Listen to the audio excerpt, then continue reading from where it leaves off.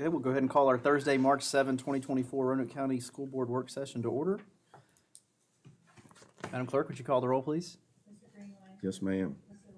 Yes, ma'am. Yes, ma'am. Yes, ma'am. Yes, ma'am. Item 2.01, approval of personnel changes. Mr. Jim Bradshaw.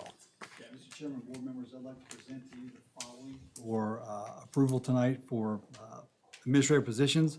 Travis Anderson, Williamburg High School Principal. Cherie Anderson, Green Valley Principal. No relation.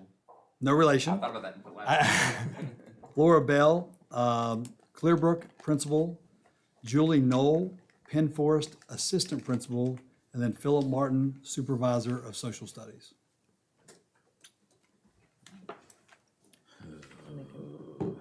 Dr. Nicely, we vote on this one in Yeah, this meeting. we brought those this evening to you to ask for action since we only have the one regular meeting per month because of the domino effect. We obviously now have to turn around and fill those assistant principal jobs, so. All right. We're very pleased with our candidate list, by the way, and they're all top-notch people. So. And I do appreciate you allowing me to bring this tonight, because like Dr. Nice was saying, we're gonna have a bunch of assistant principals we now need to hire, and then, of course, that'll turn into teachers and those kind of things, so. Okay, great. I'd like to make a motion to approve the personnel changes as outlined in item 2.01 that Mr. Bradshaw presented. Second. Madam Clerk? Mr. Greenway, Yes, ma'am. Mr. Linden, Yes, ma'am. Ms. Clemens, Yes, ma'am. Ms. Fatani, Yes, ma'am. Mr. Hudson. Yes, ma'am. Mr. Chairman, we'll bring Congratulations. those to the 21st meeting for. Sure, we can give a proper introduction. Yes, sir. congratulations. Thank everybody for putting the work in on that. Dr. Nice, may I clarify, you want us to bring those next meeting, or you want to wait till we come back in July to bring all of them? The personnel. I'm sorry, did I misunderstand you? We'll talk. Perfect, sounds great. I just want to make sure I didn't miss what I was supposed to do. Yes, sir. All right, item 3.01, presentation reviewing paid time off. Yes, I will try to make this as brief as possible, but there's a lot of information in here, and I want to go through it. And as you know, we've been working on this for a couple of years now, and we came up with this idea that we really hoped to pretty much bring out before other divisions around us were bringing out PTO. I do feel like there might be another division close to us that might roll this out, and so we may not be the first one, but I still want to be, if possible, somebody that's on the forefront of this. So I do want to thank real quick Jody Lee and Derek for putting this presentation together for me. I come up with the big ideas, give them all the stuff, and I'm like, make it pretty, put it in a PowerPoint so I can present it. So they did a great job. So I'm going to go through it tonight, but I do want you to ask questions as we go through it for any clarifications, but I will try to keep it as brief, but of course informative. The agenda real quick while we need to do this, what PTO sick allotments are going to be. I want you to keep in mind that employees on contracts fewer than 260 are going to earn PTO, and employees that are on a 260 contract are going to stick with sick leave, but they're going to be treated the exact same in the plan. We're just going to call it differently as we go through it. You'll see that. Employees on 260 will continue to follow vacation leave policy, which is a completely different policy. One of the things we want to talk about is retirement payout and what that's going to look like, resignation payout, death payout, and then the new cash out yearly option that I want to bring forward. Why do we need to make this change? In red is something that I brought up, was brought to my attention. We actually did not, the last change was on March 25th of 1993. Well, I made a comment as we were putting this together. I was like, well, that's not that long ago. And I think it was Jay Lee goes, you do realize that's 30 years ago. But, you know, in my mind, that wasn't that long That ago. was a good year.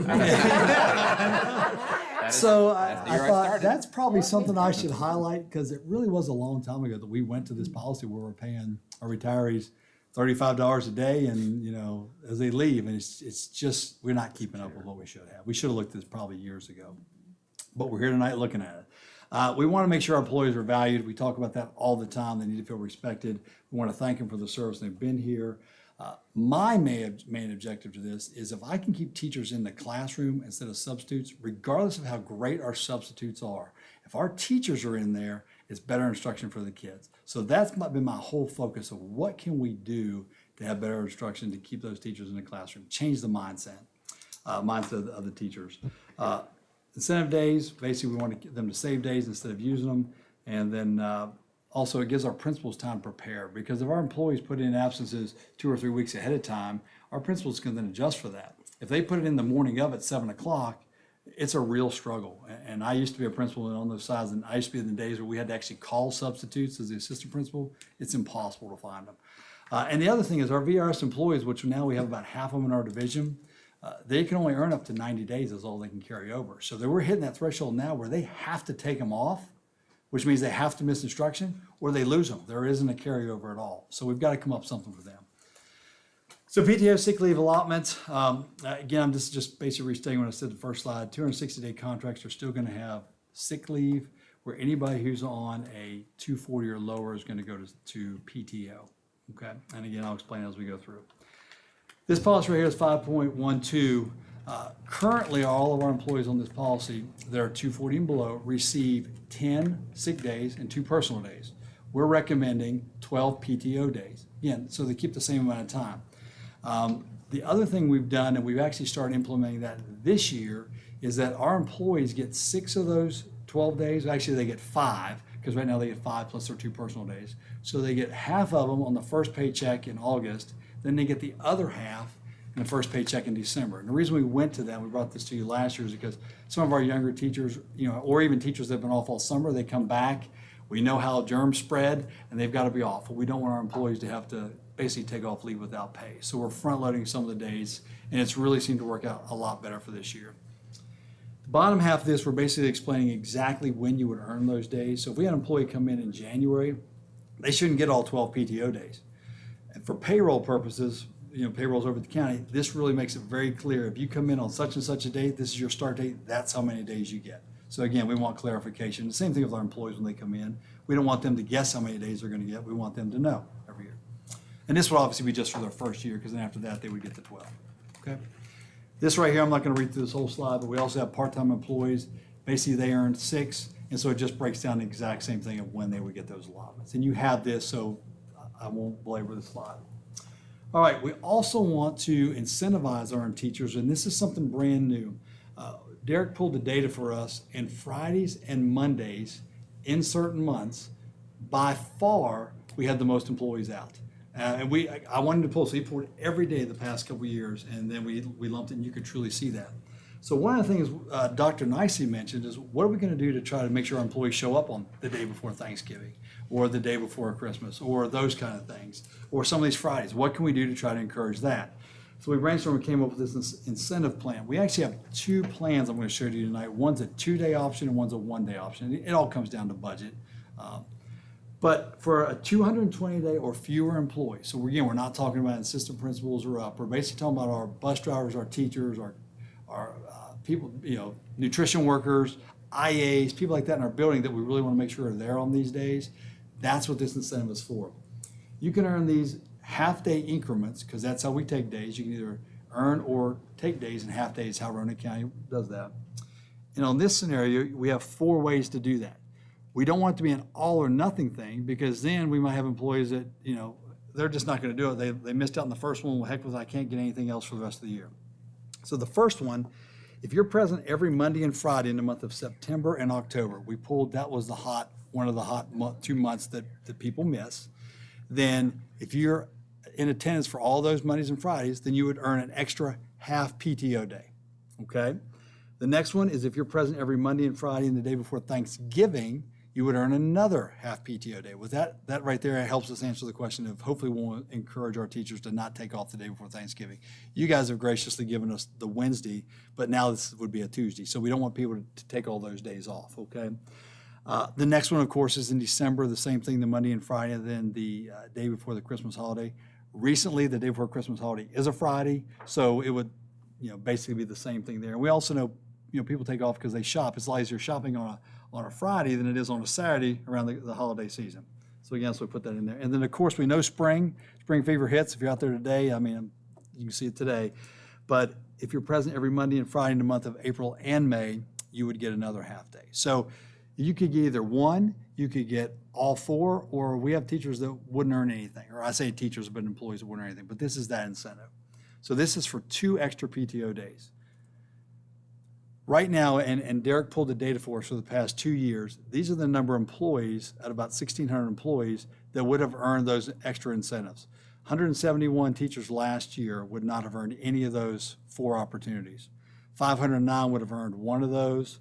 Obviously, as you can see, 484 would earn the day. And so that's how this chart is broken down. If we were to cost this out, and Derek actually used, and Derek, I'd like you to explain how you did this instead of me trying to explain it.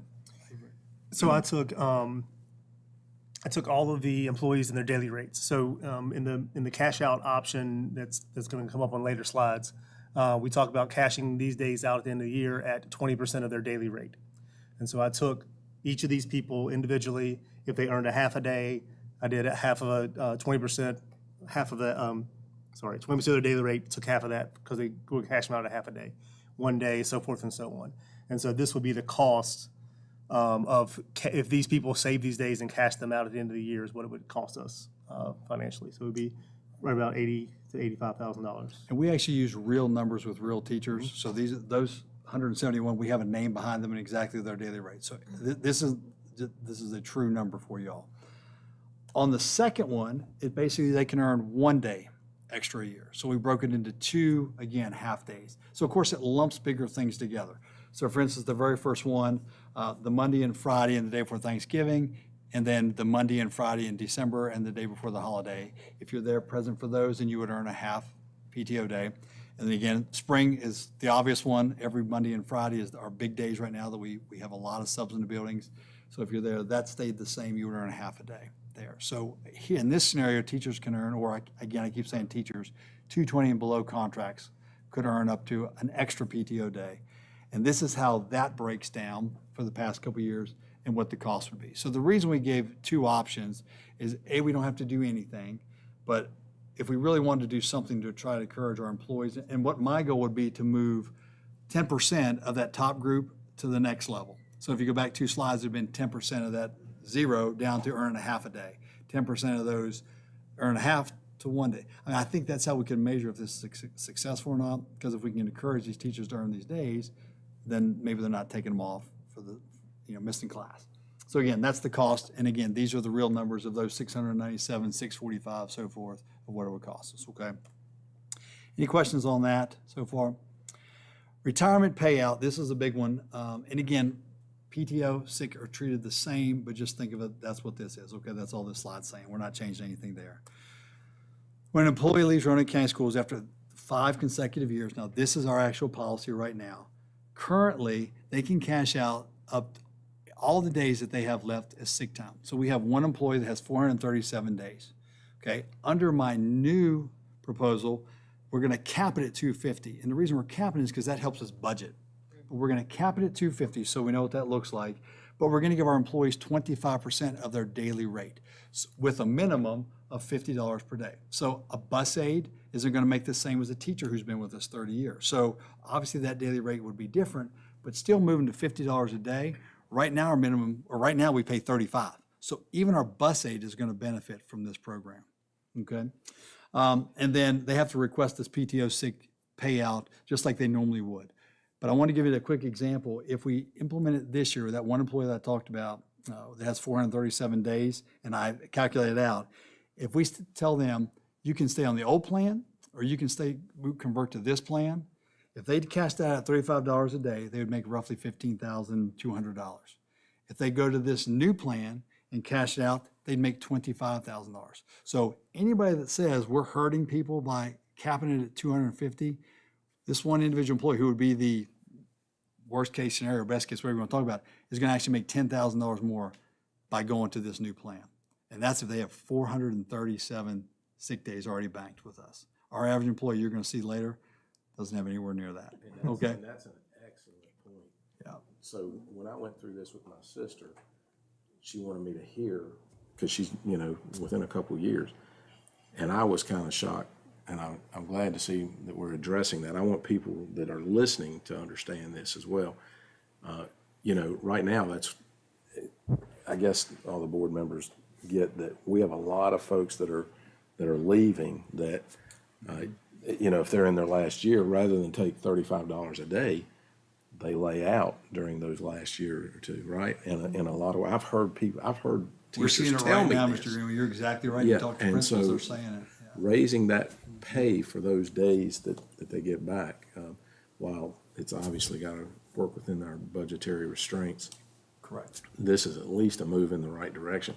I love the idea with the PTO and everything. So Yeah, I think we got to develop that message just like you said, that if you adopt the new plan, you know, the 250 days, that's a great analogy, you know, to use somebody that's got 400 and some days, that this is a. What's the average days that people have? I'll show you in about Okay, 5 slides. that's You're gonna see all that, and you're gonna Two see steps why, ahead. why truthfully, all this higher numbers and stuff we're talking about, it really doesn't pertain to our employees. Our employees are truly not saving days. Okay. But, and I should have prefaced this, we actually presented this to the principals and the AAC to let them see all this, and we vetted, you know, conversations, let's talk about it, let's fix things, tweak things, and so went through this. But again, that would be this, and this would be something I would like to implement this year, because I know we have a lot of retirees that are kind of waiting to see if we put this in, because if not, or if we do put it in, they're gonna quit taking Thursday and Friday off every week. And I've got a couple principals that are like, please, when are we gonna find out about this, because it's happening. It matters. And I know we It don't wanna matters. think about that, but it really is happening. Oh, absolutely. Well, it's better for our students overall. I 100%, mean, that's the bottom line. is That's why we came up It's with, better we for our gotta do students, something. continuity and I agree. education. All right, so I'll let Derek explain this, because anytime it comes to numbers, I can do it, but he does it so, because he has a spreadsheet behind every single one of these numbers. I do. And so when I pulled this data as of February 6th, we had 42 retirees that were signed up to retire this year, with a grand total of 3,597 days. I took the 25% of their daily rate times at most 250. We only had one of those 42 that had over 250 days. And costed it out with a minimum of $50 per day, and that came out to the $310,000, that line right there. That second line that costed $35 per day, that's what we're already budgeting for, basically. That's what they're gonna get right now under policy. So that's not an increase, so I deducted that from the $340,000. So the difference would be the 184 plus the FICA, so right about $200,000 to implement that plan. And I do believe, Ms. Pearson, we worked together on this. I think we have a plan to cover that this year if we do decide to put it in. So So, quick question to that, Ms. Peterson. Could, we always talk about this, you know, at least the last year we talked about, that our insurance fund needs to benefit the employees, is that something that can be used in this instance? You're gonna wait and wanna hear my presentation. I think we've got it covered. To answer your question, we won't need to do that. Won't need Right. to, okay. Yeah, I think But we found ways Insurance to is cover the it. big So. bugaboo Okay. for next year. We tried to come with problem solutions and And way to fund it. answers, So, you that's- know, Nice. that's how I live, I'd say. All right, so that is what we definitely wanted to put in, would be for this year, and we would want to, so that way our employees quit basically taking off. The other thing we'd want to do is resignation payout, because again, if our employee's been with us for a year, 2 years, they know they're leaving us, especially if they're not gonna stay in education, then they get $10 a day if they want to cash out, that's fine. When an employee leaves Roanoke County Schools, there's basically 3 things that they can do with their days. One, they can transfer them to another division, which 95 to 98% of our employees do, because they go on to teach somewhere else. So they can transfer the days. Most divisions take anywhere between 50 to 90 days. We take 60. And so if somebody's coming in from a division, we'll take in 60 days, okay? But most divisions take anywhere between 50 and 90. The second option is an employee, most people don't know this, can keep their sick days, basically say, I want Roanoke County to hold those, because I'm probably gonna come back in 5 years. We see this a lot with mothers that may say, look, I want to take off the first year or so with my child. I plan on coming back, keep my days in there. Great. The third way is if you leave, you can basically cash them out. Cash out's the wrong word, but you can basically say, I want to take up to 50 days out at $10 a day. Truthfully, what we're looking at is 10% of their daily rate at a minimum of $10 a day if they leave us. We have very few people that do that. But again, this would be in the now thing, so it really isn't a big cost hit to us at all. We can certainly cover that cost. Again, we're talking such a minimum cost, it won't matter, because we really don't have many people that do that anyway. And they have the same policy it is right now. They have to notify HR within 60 days, and that's in their exit packet. And if they don't do that, of how they're gonna handle those 3 scenarios, then they lose the days, they're gone. And they can't get back. So that's the payout. I will say, and I said this before, and I'm going to throw Jody Lee into the bus real quick. I called her the Grinch because she didn't want to do anything for these people. But she's like, they're leaving us. Why are we doing anything? But I think we have to, because if not, they're going to take all those days off before they leave anyway. So we want to encourage them not to do that. So, yeah. All right, death payout, you're not going to believe this. We looked into this. Right now, our death payout is $20 a day for an employee that's active employee with us. If they leave, we pay them $20 a day for all the days they have in there. So what we're recommending is that it's the same as our retirement. So we would like to see it go to 25% of their daily rate. We on average have 1, 2 a year maybe, but most time one, an active employee. And it's so devastating to the school, the community, everything else. And I mean, to me, this is nothing to give to the family. So we looked at that and we're like, that was another one. You gotta be kidding me. That's all we're doing. So anyway, we'd like to recommend that as well. All right, this is where everything new changes. So everything I presented before is something we'd actually like to do this year. So in other words, in June, when they leave, be able to have this in place. Moving forward, we want to talk about this new cash out yearly option. You're going to see why I think this is really important because we have so many employees, and we just came back from an HR conference. The new young employee, they'll have 5 jobs in 5 years. We had one guy who was presenting, he said one of his current employees had 17 jobs in 5 years. I mean, to me, that's just, it blows my mind. So people are jumping all over. We need to try to find ways that we can keep people in Roanoke County where they see the benefit, they see a reward, that kind of thing for staying with us. So this is something I want to implement July 1 because, again, we need to see savings from not having our substitutes have to cover classes and having our teachers in there. So that's why I'm saying this is not something now, this will be a July 1 implementation. All right, I've basically broken into the different ways of earning this, so bear with me. If you have questions as I go through it, please let me know. The first scenario, we would pay out, actually for all cash out days, they're gonna get 20% of their current daily rate. Again, that's fair whether you're a bus aide, you're a teacher, whatever the case may be, 20% with a minimum of $45. If you notice, that's less than the retirement because we still wanna encourage our employees to hold those days to retirement. So we don't wanna make it as lucrative as retirement. So this first scenario, employees we said earn 12 days a year. Okay, so just think about that. Don't think about any bank days. Don't think about a teacher who has 50 days or whatever. This is truly just, I'm a new teacher, I'm earning 12 days this year. Of those 12 days, we're asking them to maintain a minimum of 5 days.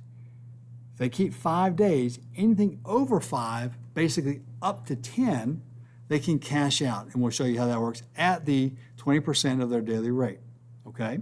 And the reason we didn't go all the way to 12, because we don't want people to come into work when they're sick. So we want to give them the opportunity. If you're sick, this isn't, you know, we need to use your days if you truly are sick. And also capping it at 5, again, allows us to budget. So if we can put those parameters in place, it makes it later. So that employee who doesn't take any days off the whole year, which is a rarity, and you'll see that in a little bit, could cash out 5 days if they chose to at 20% of their daily rate. And that check would come to them on June 30th. So they could use it for a summer break, they could do it, you know, whatever vacation they wanted to use it for, okay?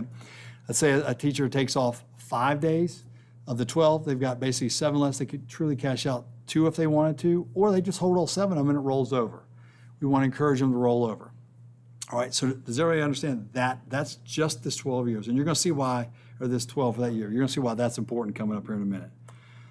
The next group, we don't care how many you keep of those allotted from that year, because you've been with us for a while or you've proven that you're gonna keep your days. So you get the bucket where you have 35 PTO or sick days banked. So now the employee's been with us for a number of years, you know, they're not burning their days.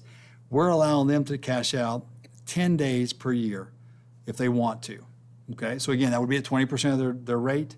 They would cash out 10 days. So again, if they're doing a vacation or something, that would give them 10 days instead of 5 days. So it may encourage our summer employees to, let's try to get to that 35 mark so then I can take them when I want to compared to just what's available to me that year. Once you hit 75 days, then we're allowing you to cash out 15 days. Again, same parameters. You hit 75 days, you can cash out 15 days. So if I know I'm coming on a big Europe trip and I know whatever, or some trip I want to cash out days to have extra money for the summer, they would get that check on June 30th, all right? We have one other group, is our 250 days. We do have 12 employees right now in our division that have over 250 days of sick days or PTO in their bank. A couple of them are in this room. It's amazing that you're going to see on the next slide or so that there's not many that have that. That's what I'm saying. When you see the next slide, you're going to see why it's important we need to do something, because the days of people holding their days and coming to work every day just isn't the norm anymore, unfortunately. But if you have 250 days, you can cash up to 50 days. The reason we're doing 250 is because, remember I said earlier, the max we're going to pay you out when you retire is 250. So people that are over that, we want to give them a chance to cash that out and get it down so they don't have that. So again, we're not they feel like they're getting something out of it. And we don't want them to just all of a sudden go, well, the most I can cash out is 250, so I've got 269 days, I'm gonna burn 14 days, or whatever. Is my math right on that? 19 days, sorry. No, I'm not the math, 19, that's why I have Derek here for all the money thing. But anyway, you see what I'm saying, so, yes, sir. No, when they hit 250, whatever it drops, it'll drop below that. So truthfully, after the first year, and Derek's going to show you in a minute, we encourage them who's over 250 to go ahead and cash out those days. After year 2, pretty much, or after the first year, we're only going to have 2 people that really be even eligible for that, because everybody then would be below that threshold. We only have a few that are over that, if they cashed it out, okay? And then number 7 there basically is a catch-all for us, a safety net. If an employee says, I want to cash them out, knowing full well that they're going to resign in like June, which kills a school division if somebody waits that long, then we're going to recover all that money back and basically pay them what they should have gotten if they truly would have resigned. And we do that on their last paycheck. So that right there just protects us as a division, so people don't say, I want to cash out 50 days, and all of a sudden they're leaving. So again, I've got a great team that was trying to think of all these crazy scenarios to catch us. So this was something we put in there. All right, this is why you see we need to do something with our employees now. We have over 1,300 employees that have less than 35 sick or PTO days. And we have 12 that have 250 or greater. So if we don't do something to try to encourage our employees to keep these days or maintain these, or feel like this is something that benefits me now, they're not going to do it. It won't matter to them. I go back to the old adage, and I said this when I was, I think, presented the principals, 20-some years ago, when I was looking at retirement, everybody was talking about retirement. I was like, I don't care about that. That doesn't mean a thing to me. Well, you know what? It means something to me now. Okay? So we've got to do something where those 35 days, it means something to our employees now. So that's what we want to do, the cash out. And the next slide, you're going to see how we can afford to do this. So actually, I lied. I got one more before that. I don't have a thing. This is the slide I was waiting for. Okay, this slide right here, Derek went back from 2017 to 18 to basically what's our cost for our substitutes. We took out the COVID years because we know those years, We're crazy. yeah, they were crazy and it truly doesn't give us good data. But you can see we average about the same for those years that are up there. So we average cost $1.5 million a year in substitute costs. There's going to be a direct correlation where if we have teachers in the classroom, we're not spending the money on substitutes. So this next slide is going to explain how we can pay for all this. And this is your slide. And this is the last slide, by the way. All right, so this is the dollars that it would cost to cash out, to pay these cash outs at the end of the year. The first column is if every single person cashed out every possible day they could. So all those 1,300 people that can cash out 5 days, all 1,300 are cashing out 5 days. The ones that can cash out 10 are cashing out 10. Well, there is a direct correlation of if I'm paying them a cash out, I'm not paying a sub. So we're saving money on the subs. And yes, in these figures are those of us that don't get subs. We're still counted. We're not counted in savings, but we are counted in the total cost. So if every single person did that, we said, I didn't even save 100% of the subs. I said, we're going to save 75% of the sub cost. So of that $1.5 million, we're going to save $1.1 million or so. This would cost about $1 million. We would end up making $143,000 in that Saving scenario. as a division. Yes. Now, granted, that is a pipe dream. There's no way that every single person is going to get paid out for every single day. So the second column there says half the people. So half the people are going to take the payout and half of them are not going to. So instead of saying we saved 50% on subs, I'm saying we're going to save 35% on that sub cost because of these people saving their days. And so that would cost us $523,000. We would save $529,000, and it would end up making $6,000 in that scenario. And then the third column is, all right, let's just say a quarter of the people do it. And we're going to save 15% on the sub cost. We're going to save $226,000. It cost us $284,000. And it would end up costing us about $61,000 to implement it. So in reality, the fewer people that take us up on the cash out, the more money it's going to cost us. And if you notice on the 50-day cash out, I did not decrease theirs because they're going to take their 50 days. And they should. And so their cost is in at 100% in all three columns. So that's, Yeah, what we really want breakdown. to do is just encourage our employees to either save days or come to work, or have the opportunity, if they do want to cash them out, they feel like there's something they can get tangible now and not have to wait for so long down the road.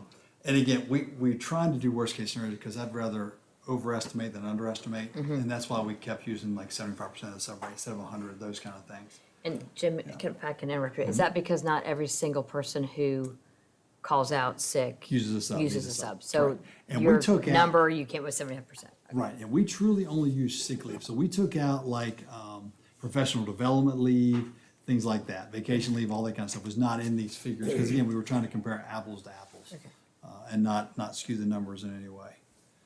So that's what these are right here. I do feel like this is a good program. We've gotten great feedback from the principals and the teachers. The EAC committee really gives us a lot of good, yeah, they share with their staff and those kind of things. So I do feel like it's gonna be a little cost, but I do feel like we can offset that. And I think the reward to the instruction in the classroom, even if it costs us $62,000, that's less than a teacher for me. If we can do that and have more instructional days, it's a win-win. But again, I just want to present y'all with the facts. Kudos to y'all. This is really nice.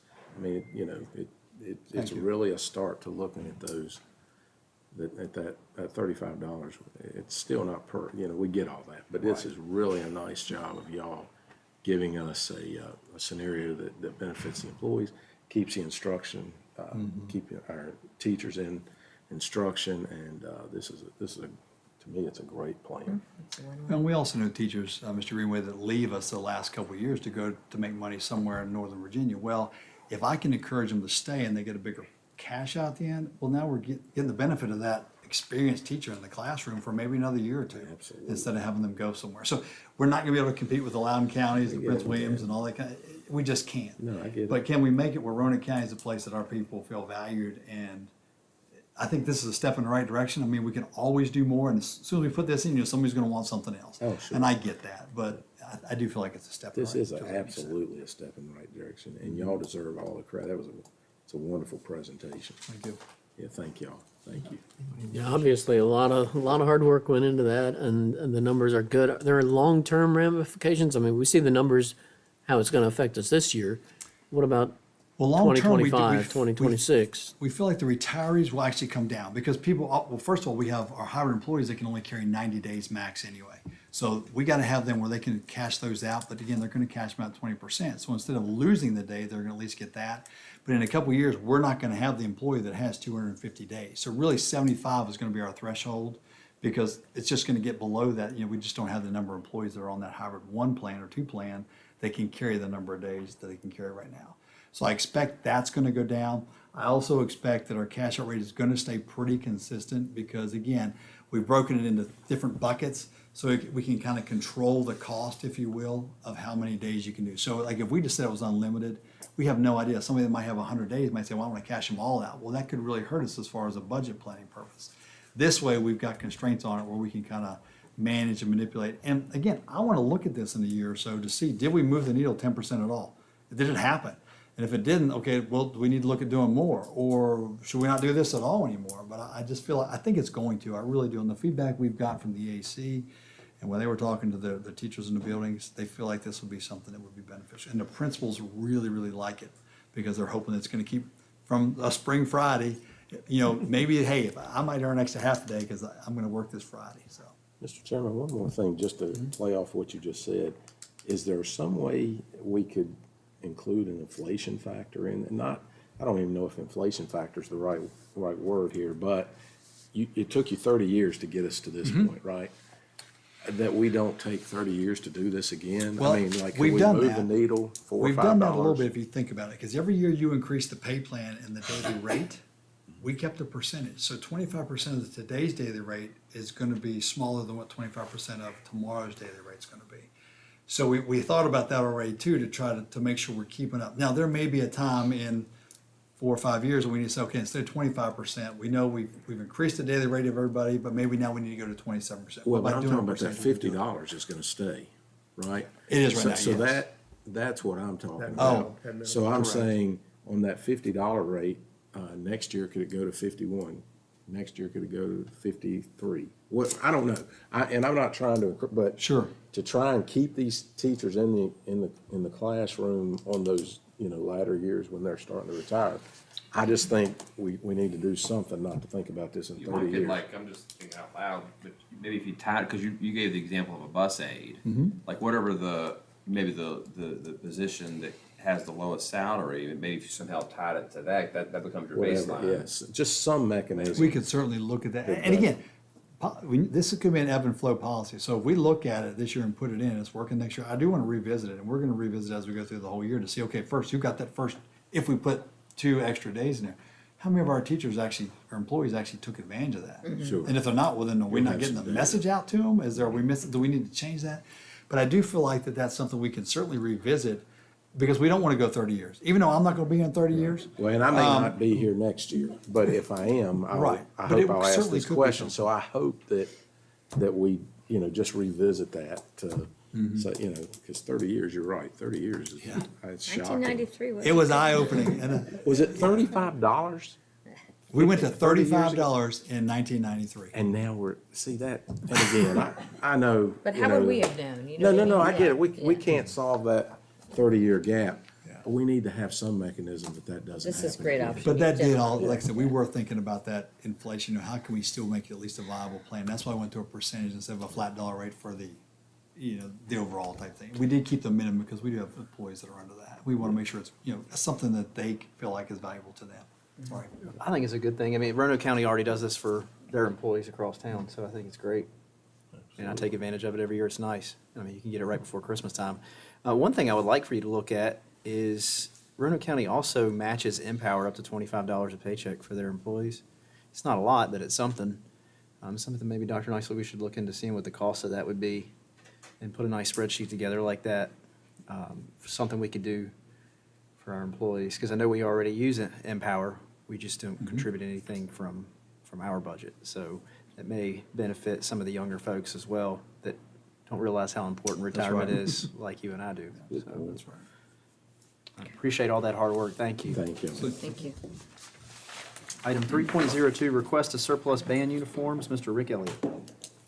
Mr. Chairman, just for clarification, are you asking for? Yes. Approval on the plan for this year?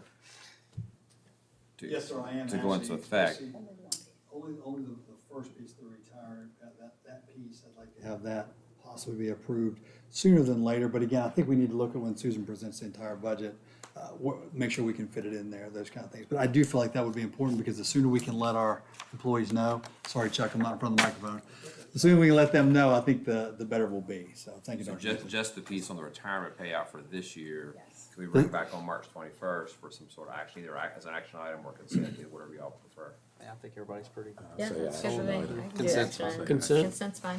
And then the second half, I would like to put in, once we, in the budget process to move forward, so we could implement. I want to do it on July 1, because we need to make sure that everybody understands the whole rules. Well, of the that's a game for the policy year. change too. That would be a Go into policy effect July change, 1st. correct. And we've got the policy itself actually written that reflects exactly what I presented to you today. Just as a thought, because some people don't watch work sessions, they watch school board meetings for the regular school. Maybe it wouldn't be a bad idea to have you present a little bit about it, Good point. so that the message gets out there. I can have somebody else do that. Okay. My, You I will somebody- not Be be gone here. the 21st. My daughter's having her baby shower that day. Yeah. And so- Oh, and I know this you is be the there. number, this is But grandchild I'm just- number I'm one, just so. thinking out loud. Yeah. Now, if you think. I would be in big your trouble kids if I'm get not- you around their I feet, know. wait till that grand. We, just so, Dr. Ms. Lynch. Fetchon, just for your, You get to go on action.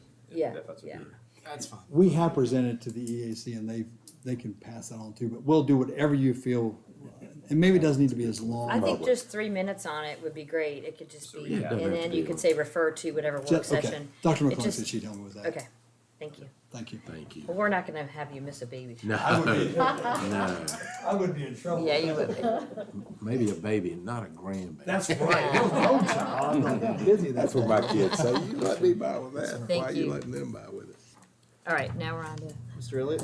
Mr. Elliott. Sorry about that. Oh, no problem. I'm here to ask that Hidden Valley High School band boosters be allowed to have benefit of your decision to donate the band uniforms to them so that they can have a fundraiser to have money from those uniforms stay within the county. In the past, we have had those things done. We've had band uniform surplus, and it gets us $100. This way, I think they make at least $4,000 or more, and it stays to the band program itself. They have the last uniforms that they have, and part of the original. So they have 2 sets, and they need to make room for the new ones that just arrived. So I think the request is gonna be then to approve surplus of the band uniforms and then appropriate the proceeds back to Hidden Valley High School band boosters. Yes. Is that right? Well, can we do band boosters? I think really the request is to donate the uniforms. And to let the them band do it. boosters. And let the band them boosters do that. Gotcha. So we surplus them and then donate the uniforms to them. Mr. Chairman, I would say let's put that on consent. That's consent, that's fine. Have we done that at other schools in the past? Yes, we have. We recently did it with Cave Spring High School, and they turned the jackets and the symbols into pillows, and it to alumni and so forth. And that money stays in the community, you know, and the band boosters. So I think that's very beneficial. Glenver also has stuff waiting to have, and that's another meeting and another request, but has your old uniforms as well. That's so cool. That really is nice. I have a pillow from my daughter when she was at Cave Spring. With their Nice. band uniforms. Very So, nice. That works for me, yep. Thank you. Thank you. thank you. Item 3.03, Virginia Literacy Act update, Mr. Joe Legault. Good afternoon. Hopefully this will work. Have we denied anything today? We can't deny this is state law. No, we can't. I just see Joe As soon stepping as up Joe there. sits down, I mean, what is that, right? And in all seriousness, just before we get started there, so I asked Mr. Legault to just give a brief to the board about the Literacy Act, because this is something that it is state law. It goes into effect officially this coming school year. I think he'll report that we're in a good place in terms of making that transition due to the what we've already implemented in terms of our literacy plan. But as a board, I think it's important to be somewhat knowledgeable about what's going on, because it's a pretty big deal as far as what happens in our classrooms, and it's all good. It's good. It's good But stuff. it's good to be knowledgeable about it. But more importantly, I think it's for our stakeholders to know what's going on. Absolutely. Yeah. Mr. Chairman, board members, Dr. Nicely, thank you for this opportunity to be here and talk about this. What I'm going to talk to you today about is the law that was passed in 2022. It was expanded in 2023, and it's to be fully implemented in this coming fall. So it's upon us, and it's here. What I want to talk to you briefly about, and briefly is, I'm going to emphasize that piece too, is I want to talk why the law was necessary, what the law puts in place, how it changes our instruction, what we were doing prior to the law, what our response to the law is, and what's left to be done. And then any questions that you may have. And you can stop me at any time as well. So for the past 50 plus odd years in reading education, we've had the reading wars. And the reading wars have been raging, and they go back and forth. And it's effectively between a whole language movement, which was, gleaning grammatical structures and things like that from time and text and using context clues and things, versus a systematic, explicit way that we would call phonics. And phonics has won the war. Like, they have won the war based on research. Yes, exactly. And if you're remotely interested in any of this, there's a podcast called Sold a Story, and it's Such a great podcast. it is. It's fantastic. It really explains it and how it was. We were sold a story really in the whole thing, and so Which was motivated by dollars. it was absolutely. Politics too. It was really all of that. So we call this body of research the science of reading now. So you're going to hear SOR a lot in the coming days and months as we go to implement this piece of it here.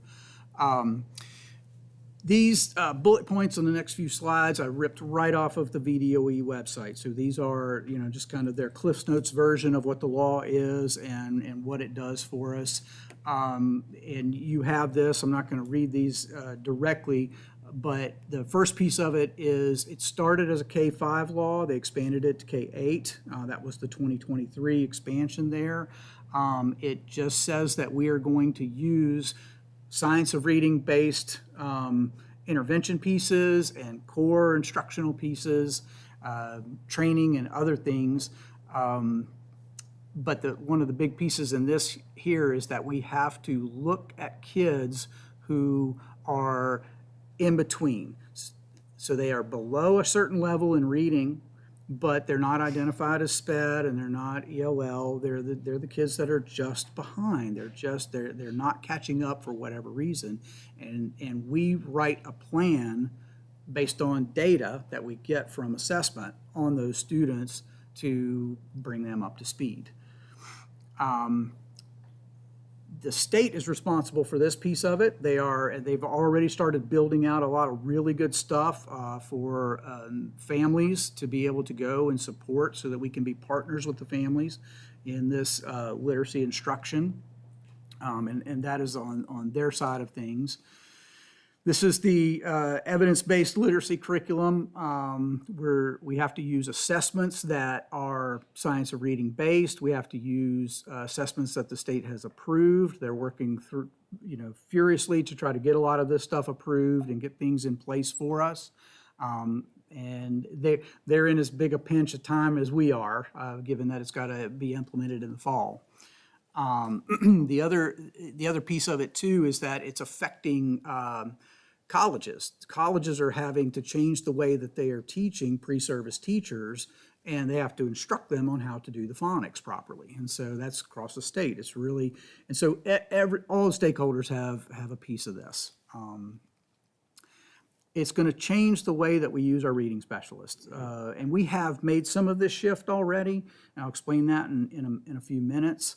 But it really wants the reading specialist to be in a position to coach the teachers, to make the teachers better at their classroom instruction so that there are fewer students who fall below the level. So if we catch them, you'll hear it referred to as tier 1 and things like that.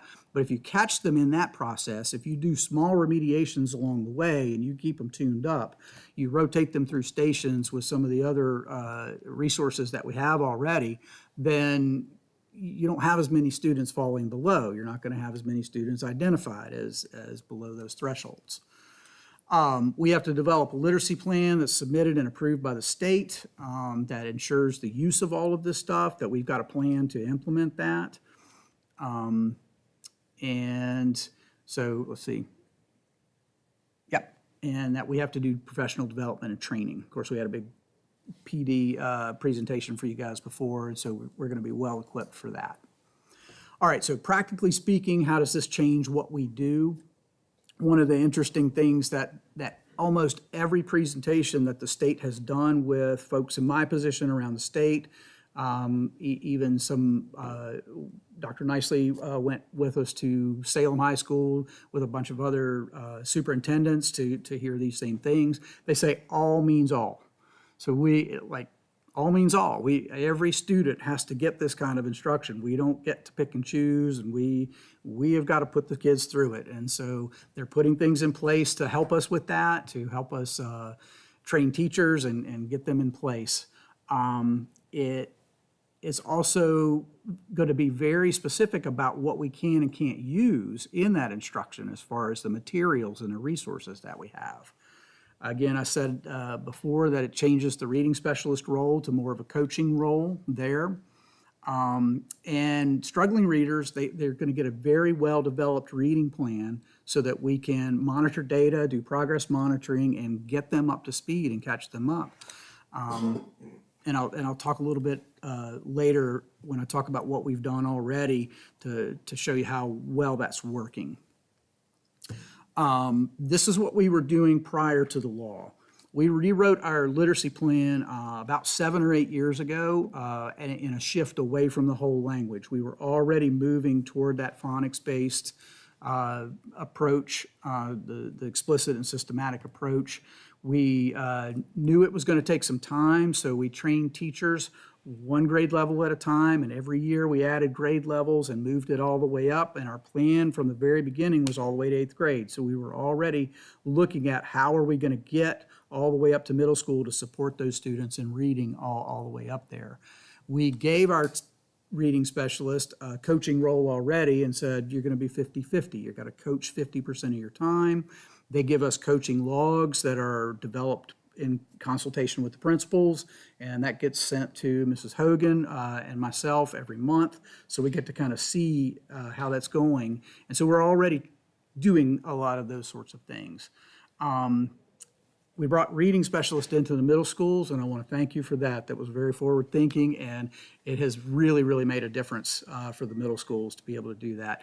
My middle school teachers are English teachers. It's tone, theme, point of view, and what does it all mean? You know, it's not reading and phonics, decoding, phonemic awareness, any of that stuff. And so those reading specialists are really helping those folks because they knew they weren't equipped to be able to move those kids. And so that's been a big plus, so thank you for that.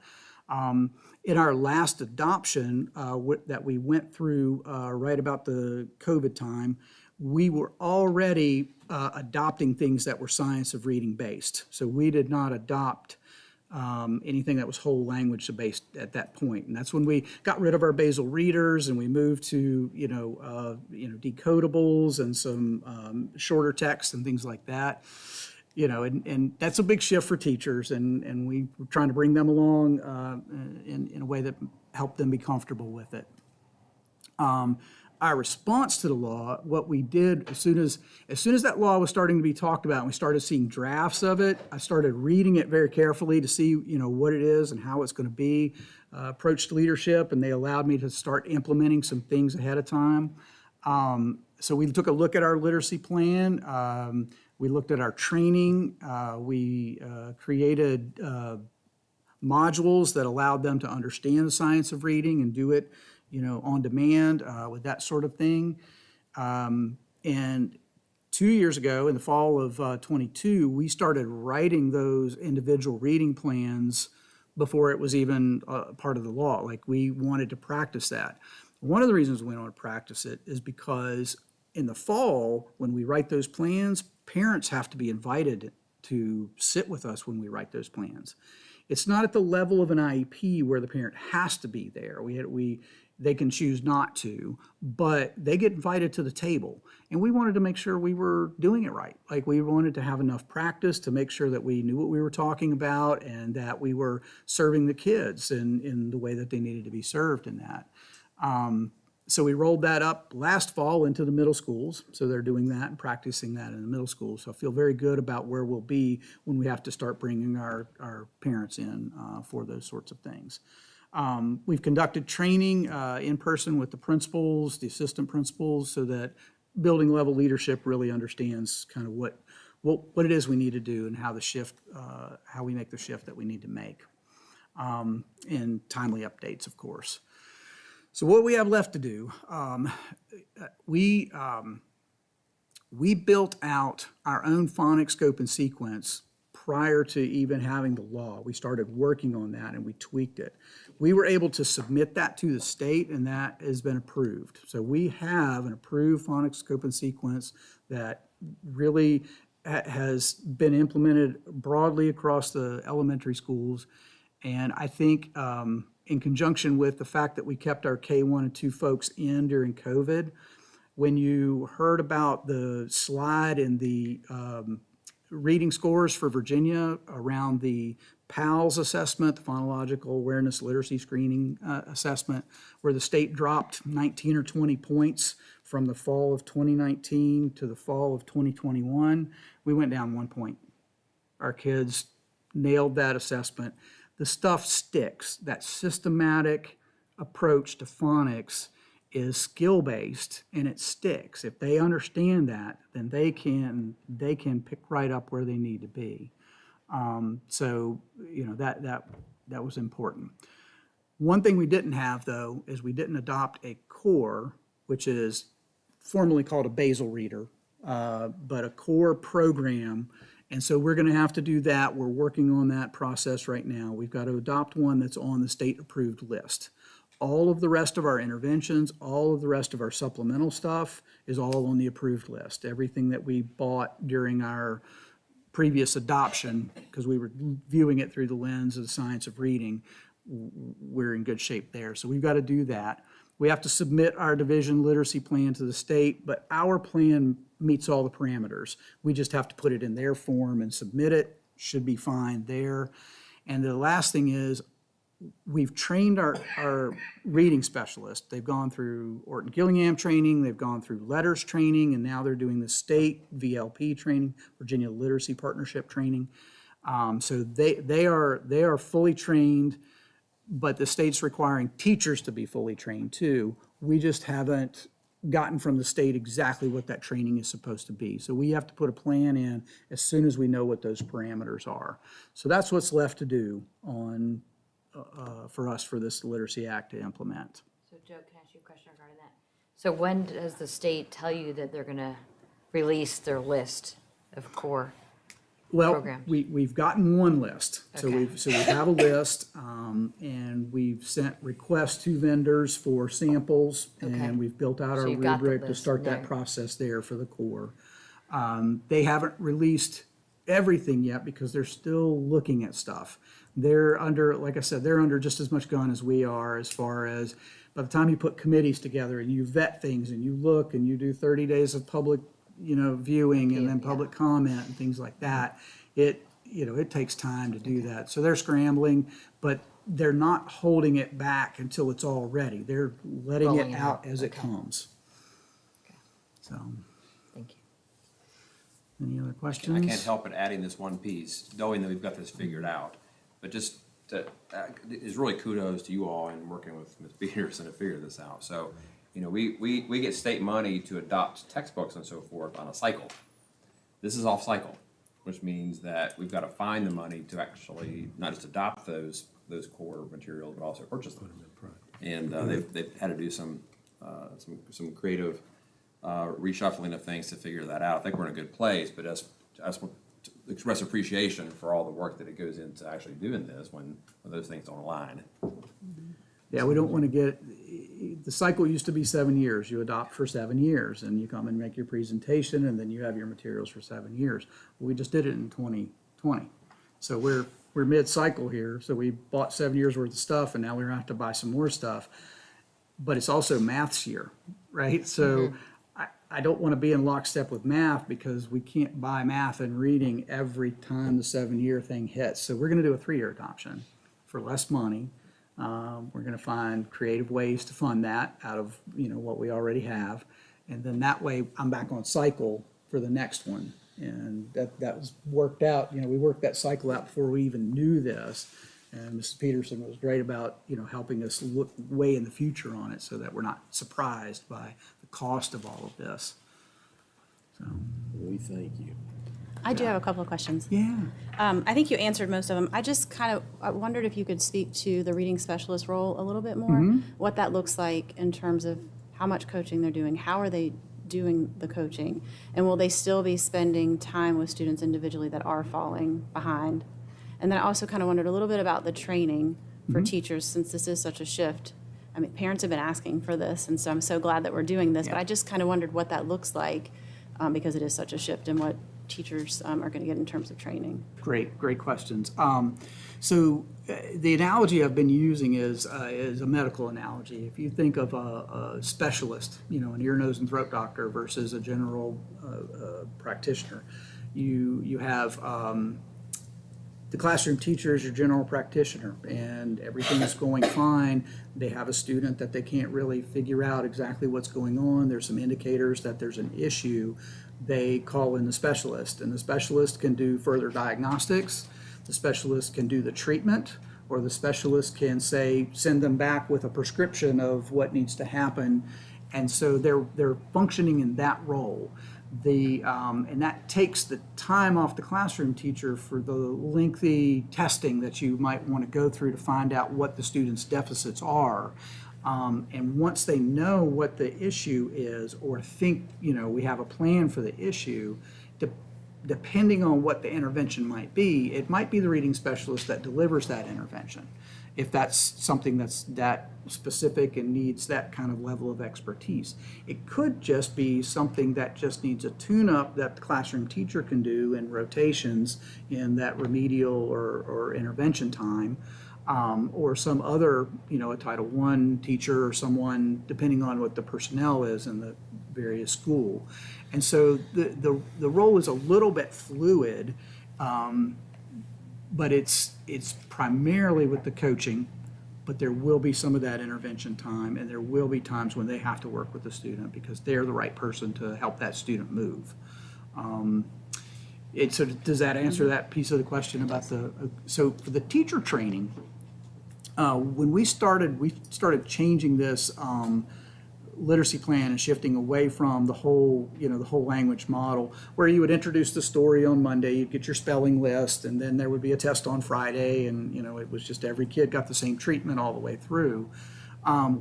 We knew that we couldn't train teachers on Monday and implement it on Tuesday. Like, it just doesn't work. It is such a shift, and we knew that we couldn't train once and done.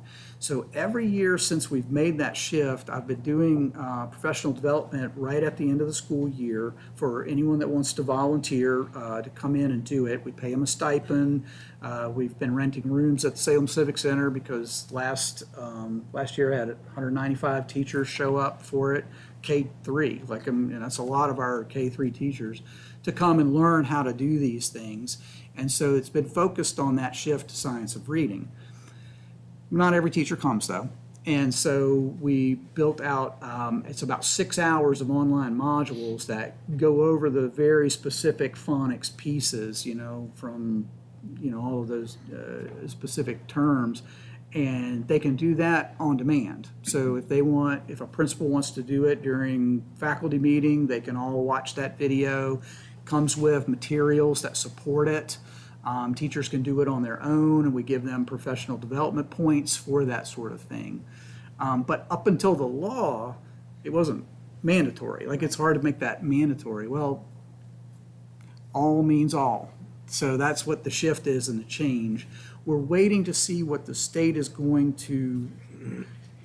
The law reads, back up for a second, the law reads that the teachers have to go through state-approved training. Right now, the state's Virginia Literacy Partnership group is doing training that's approved, and letters training is approved. Right now, both of those trainings are 90 hours in a school year. So that's a lot of training, and so we've got to figure out what that means, and if they're going to stick with that, how do we implement 90 hours of training for 56 elementary kindergarten teachers and 51 elementary first grade teachers, and and does it have to all be done in 1 year? We're waiting for the state for guidance on those sorts of things. It's good training. We've gotten great feedback on the training. It's just a lot of training. So does that answer that? It does, Yeah. thank you. All right, good. Mr. Chairman, yeah. When this law was passed, did the state allocate any additional funding to implement everything with this law? No. No.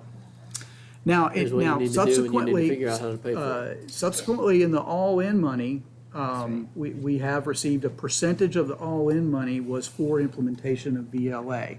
So that was something that is recent and good, and very helpful. I'm not sure it covers it all, but we'll see. We'll see how we work on that. So yeah, great question. Mr. Chairman, if I could just say, we're in great shape. I think so. I hope so. I've been following this reading wars for quite a long time as a speech language pathologist, and I'm so glad that we've won. Phonics has won. Yeah. And my concern from the beginning has been, as a new school board member, once upon a time, not having all the information, was what are we doing, and are we doing it the right way?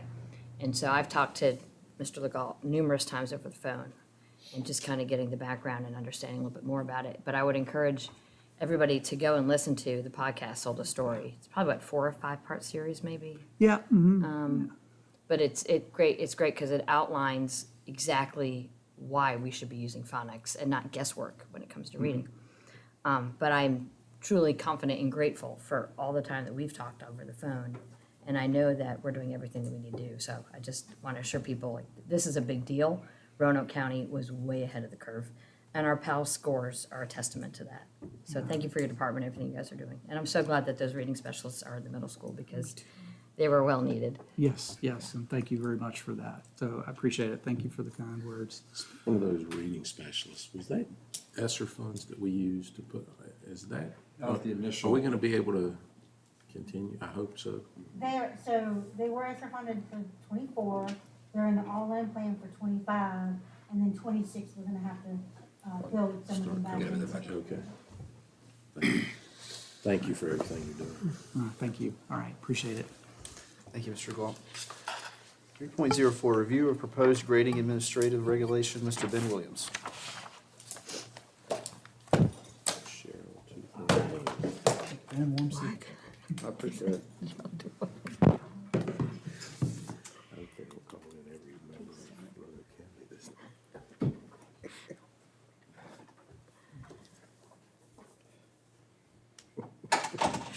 all good stuff, though. Okay. I'm actually really excited to bring this to you. So, Mr. Chairman, members of the board, this is an administrative regulation, change to administrative regulation that we've been working on for actually several years, if not a decade or more. It's the culmination of work of many people for a long, long time. At its heart, it's a change to support the purpose of grading. We'll go over what the purpose of grading is and needing to further define the purpose of grading. And also, helping add additional accuracy, integrity, and higher standards when it comes to grading in Roanoke County. So I really think that this change of the reg puts us really, among the lead in divisions for making sure that we're research-based and really at the forefront of where we need to be for our grading. So the first piece is that we have a policy that talks about grading. That is 6.17. The policy itself doesn't say a whole lot. It talks about how the parents and the children have the right to know how they're performing in relation to their ability, standards, and norms. But the meat of the policy that exists on grading is in the 6.17 administrative reg. And that administrative reg is really important as we move forward. The administrative reg essentially says that the proper function of a grade should be to assess knowledge and understanding and not for reward or punishment, attitudes, abilities, disabilities, and work habits, etc. They may impact the grade itself, but the grade itself is really about mastery. That's the key word here. It's about mastery. And so it's a reflection of what the student knows. It's not a giveaway.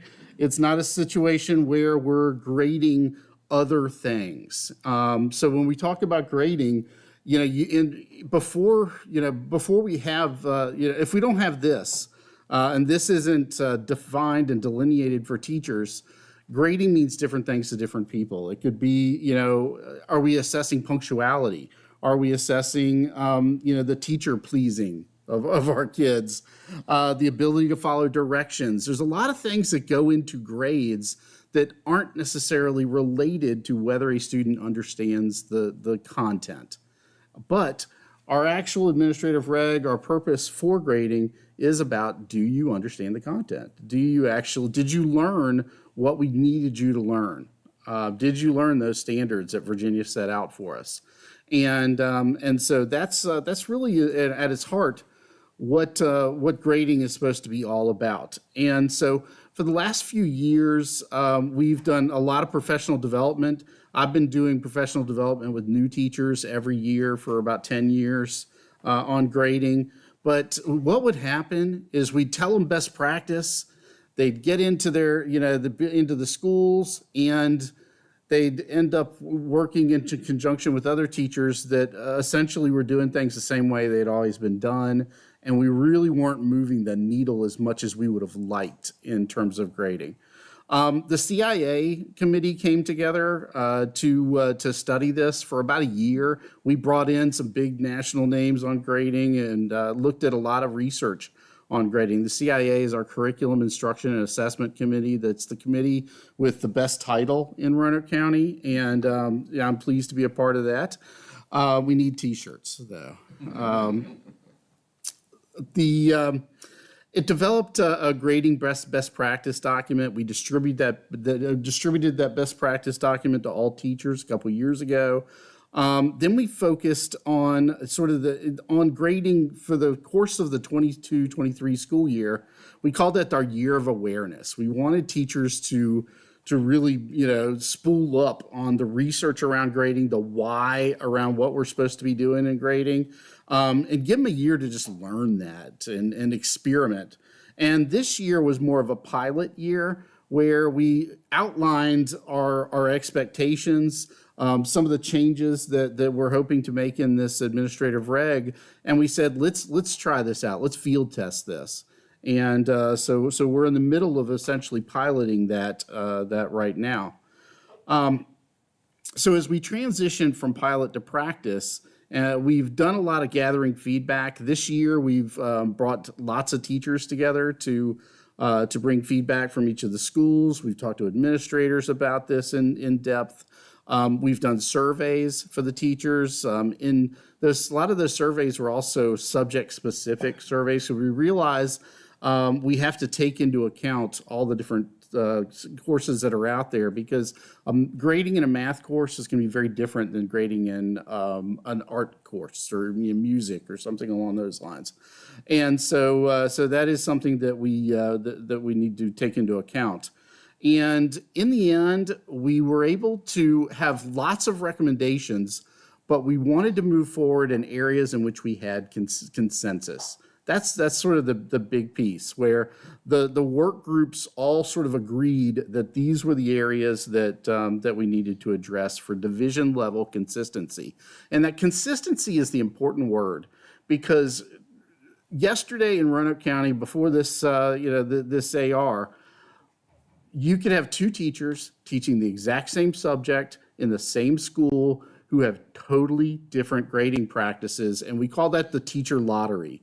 You might get, if you lose the lottery, you get the exactly. You lose the lottery, you get the hard teacher. You win the lottery, you get the easy teacher. And that might mean that the exact same work could mean the difference between a B, a C, a D. It could really be a huge range from teacher to teacher. And that's not fair to the kid. It's not fair to the parent, and it's really not what we want. We want inter-rater reliability. Inter-rater reliability is where the same level of work essentially is roughly the same from teacher to teacher, assessed roughly the same.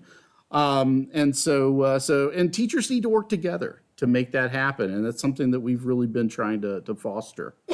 The first thing and the most important part of the whole piece is we're asking teachers to do grade weighting. Essentially, grade weighting is where we know ahead of time where our points are going to go. If we know we're going to have a certain amount of points that go towards tests, what percentage of the points should go to tests? What percentage of the points should go to homework? What percentage of the points should go to the other things? And in the end, we've really boiled things down to three main categories: summative assessments, formative assessments or formative work, and homework. Now, summative assessments, essentially, that's the end of the unit assessment. And usually that would be a test. Whereas formative assessments, those things are the things you do for practice leading up to that summative assessment. So you can just substitute the word practice. So it's essentially, we've got practice, and summative assessments is game time. And then we've also got homework. And homework, we keep that at a fairly low percentage, simply because one, it's practice. A lot of people don't sometimes treat it as practice, but that's really what it is. If we learn a math skill that day, we don't want a mini quiz on it for students that evening. Okay, where their grade is going to suffer if they didn't learn it in that hour and a half period. So we want to be fair to kids. We don't want, to put massive amounts of stress in terms of, having to, be perfect all the time, because sometimes that's what some of our top students feel. But the homework still is, essentially a grade level there. So, I think there's still a pretty strong amount of weight. And if for some reason a course doesn't have a lot of homework, that 10% would go into the formative assessment category. But that weighting, the 60, 30, 10, is the product of a lot of negotiation and a lot of back and forth with teachers and trying to determine where that should be. That's the consensus that came from the group. Now, of course, there are folks that might want 90, 90-10, or there are folks that want, 50-50. Sure, but that's the sort of the midpoint where we're able to get to. And in terms of grade weighting, like I said, it supports consistency. It maintains the mastery. The focus is that 60% is on the mastery piece. And this actually corrects the biggest problem that I see on a day-to-day basis in grading systems, and that's where proportionality is not taken into account effectively. And what I mean by that, proportionality is a situation, a problem with proportionality means that I give this classwork assignment 100 points, and then this test is worth 100 points. And I enter it into the grade book, and they're all added together and averaged, and all of a sudden my classwork is worth the same as my test. And that's a proportionality failure. This controls for proportionality by having the grade weighting. Anytime you've got grade weighting, your tests essentially are going to be in one place, and you could have 1,000 practice assignments, but there's still only going to be 40% or 30-10 if there's homework. So what that does is it controls for that proportionality, and that's pretty important in being accurate in reporting. That's really one of the key pieces, is being accurate in reporting, because we don't want a situation where students essentially harvest points through their classwork, and then in the end they might do terribly on the test, but their grade is great because they did all the classwork, but in the end they didn't learn it. And that's really why we exist as an organization, is the learning.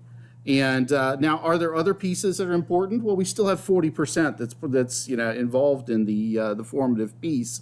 So it's not that we discount that. It's not that we discount the process totally, but we just want the weight to be on the learning. So can I just for clarification? Sure. So formative would be anything that's not like a unit test. Are we talking about quizzes, classwork? I'm just trying to clarify. So any classwork would be in it. Basically anything that we deem as part of the learning process. Quizzes are the one piece that is very sort of malleable. That's why I'm A asking quiz, that it's all in the intent of the quiz. If the intent of the quiz is essentially going to be a mini test, then it goes in the formative category. If the intent of the quiz is like a quick check sort of situation, then it can go into the formative category. The way I explain that is, let's say that I'm going to give a test that's I'm a history teacher, so the standards are well beyond just the vocabulary, just the vocabulary of the particular unit, the people in the unit. The tests go well beyond that. But you need to know those things in order to be successful, and you really should know them partway through the learning process. So it might be that I give a quiz on the vocabulary because that's a really important piece of the learning process, and that would go potentially into the formative side, and then I'll give a test on it, but the test will be above the quiz. Now, speaking of proportionality, I'll also be careful to make that quiz worth less than the test when I put it into that category. That's part of a training piece that we really have to do with Right, folks. I mean, that's what I'm asking, because it's a little gray, right? So would that be up to the teacher to decide whether that quiz is going to fall under the 40 or the 60? What we're doing for the most part is getting departments together and determining as a department. And so, the math folks might be doing one thing, whereas the history folks might be doing another. But we're trying to make it tailored more towards the needs of the particular subject matter.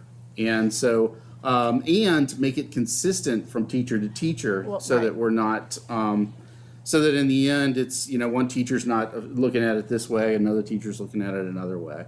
So that's where we're trying to go with that. Right, and that's what I was asking from a consistency standpoint, how much gray is there in terms? There's always going to be some level of gray. We're not going to eliminate gray in this. I would say that, and there's a lot of other recommendations that we might have had that might have been added to this, but would have been highly controversial, would have had teachers, freaking out, really upset. But the point of the matter is, what we stepped back and said, let's not let perfect be the enemy of the good.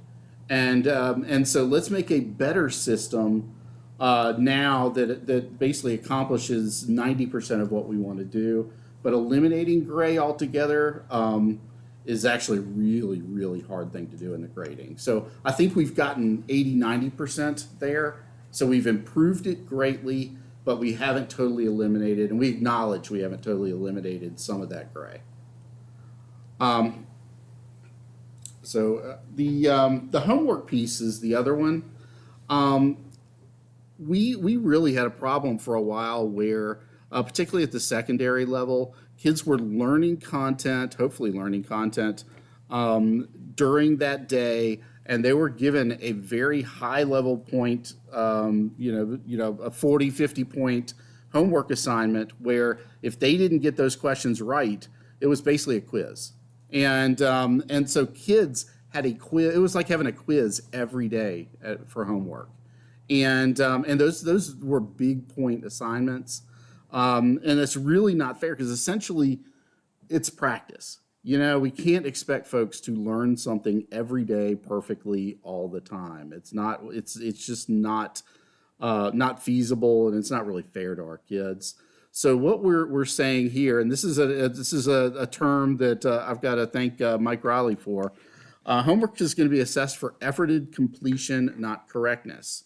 And efforted completion, that's his term, essentially means that you got to try. Okay, you can't write gibberish and do it, but as long as you try, we're going to give you credit for that, and because it's practice. Now, another piece that we addressed is late work. Maximum deduction of 10% may be assessed for work turned in after the due date, but we can make a cutoff. So when I say 10%, that's work turned in. If they get past that cutoff and they don't turn in work, it will still be a zero.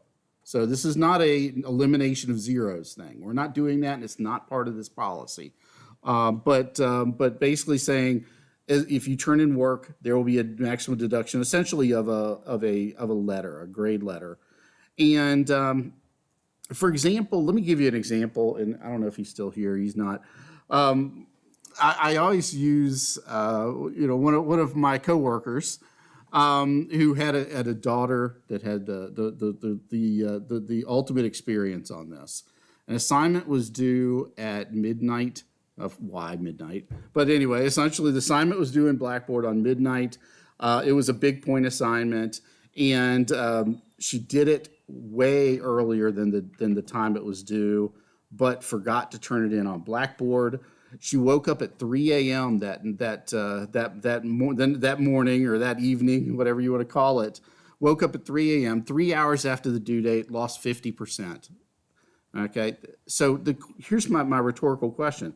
My rhetorical question is, did she lose 50% of her mastery or understanding of the concept? And of course, the answer is no. Therefore, in measuring her grade, the accuracy in measuring her grade is all thrown off now, because we're not measuring what she knows and what she can do. We're measuring her ability to turn something in on time. Okay, and so we could still take 10% off, but it wouldn't be fair to say, boom, you're half off for that 3 hours that you were asleep, and probably the teacher was asleep too. So that's really why that exists. But like I said, teachers can and will set a cutoff point, at which point we will no longer take work. Extra credit. Now, this sounds mean, but it's not. Let me explain. Extra credit's not allowed, and the reason is a lot of the extra credit we give has nothing to do with the learning objectives of the course. Okay, I had a teacher come to me after one of our trainings, and she said, "I feel so bad. I've been given extra credit for bringing in Kleenexes." Okay, well, bringing in Kleenexes has nothing to do with your grade, but it was factored into the grading system. Had nothing to do with the course content. And so that's why we're saying, let's take away extra credit, but if you need help, if you want to raise your grade, we're going to give you the opportunity potentially to redo an assignment. If maybe there's something you didn't turn in, you got a 0 for it. Let's redo that, because that is in relation to your grade. So let's work on something to do better on something that we care about, that are learning, and then we'll be able to move forward together. So can I ask a question? Mm-hmm. I think that's great with the Kleenex, right? But beyond that, being able to redo an assessment, some could argue that how many assessments are you going to let them redo for a higher grade before you say to the student, well, you probably should have learned it the first time. So mastery is important, the steps to get there. It's not about the destination always, it's about the journey. So I appreciate that. But at the same time, is there a limit to that? At which point is it abuse of the system? Exactly. I get it. Let's go to number 5 here, which is exactly that, Oh, see, relearning and look. reassessment. So this is the last change we're proposing here, and we're going to address some of that, and I'm going to loop around. How about that? So first, we're saying that it's summative assessments that are eligible for relearning and reassessment. Okay, so the tests. We can't do everything over again. We also can't kill our teachers in this process, because managing all of this is a nightmare, if it gets out of hand. And they told us that in no uncertain terms.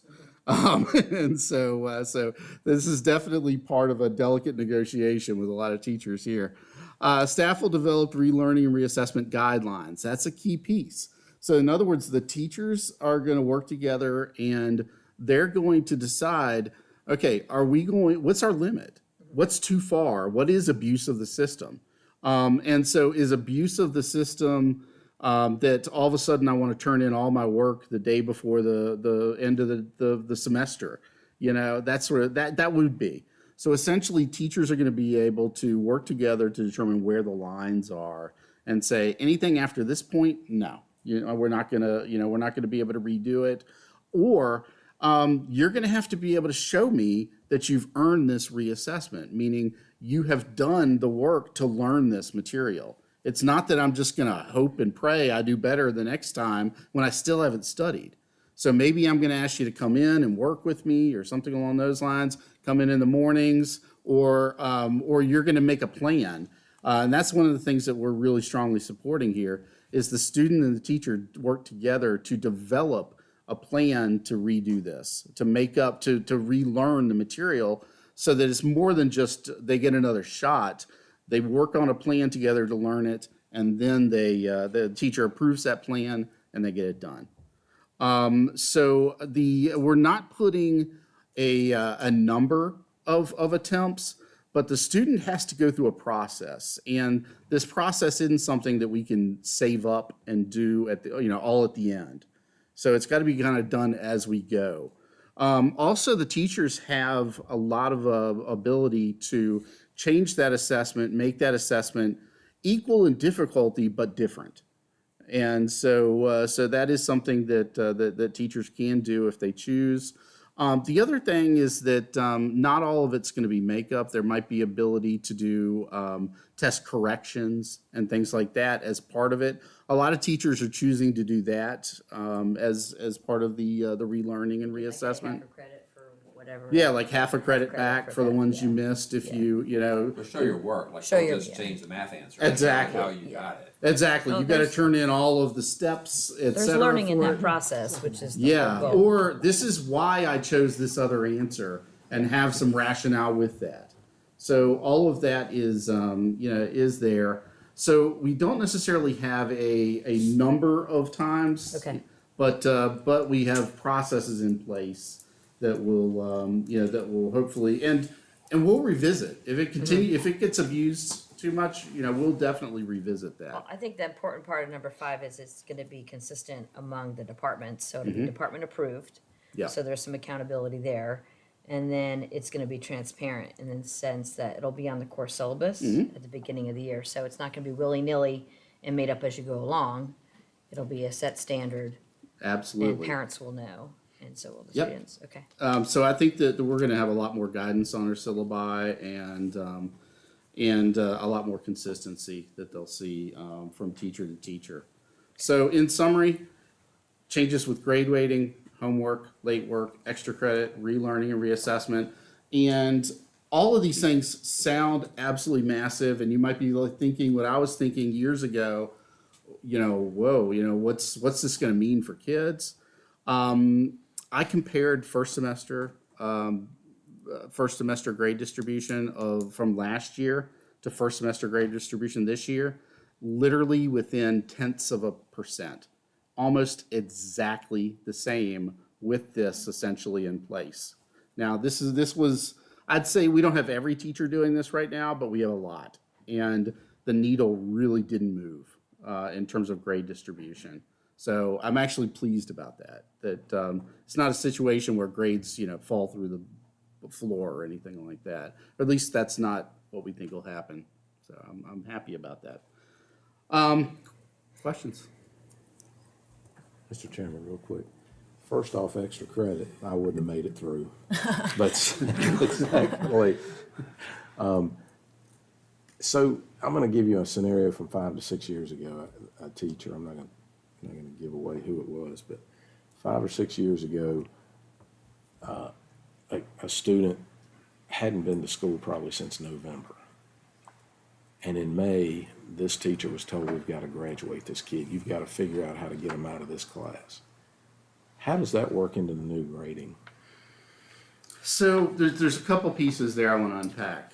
One, I'm not sure it's totally fair for a kid not to show up all year long and then tell a teacher we've got to pass the student. I totally, absolutely, 300%. So I don't know that that's really fair, and that's not something that would happen necessarily as part of this administrative reg. But if we do have a student who has, for a variety of, and we do have this from time to time, it's not a common occurrence, but we do have students that dig themselves a hole that's hard to get out of. Usually what happens is we get everybody together, the parent, the teacher, the principal, and look at, is there a way we can develop a plan where they can go back and essentially meet the requirements of the course in some other fashion. But in the end, they're going to have to meet the requirements of the course. That's I really hope that we're going to stick to that, because I know in today's world,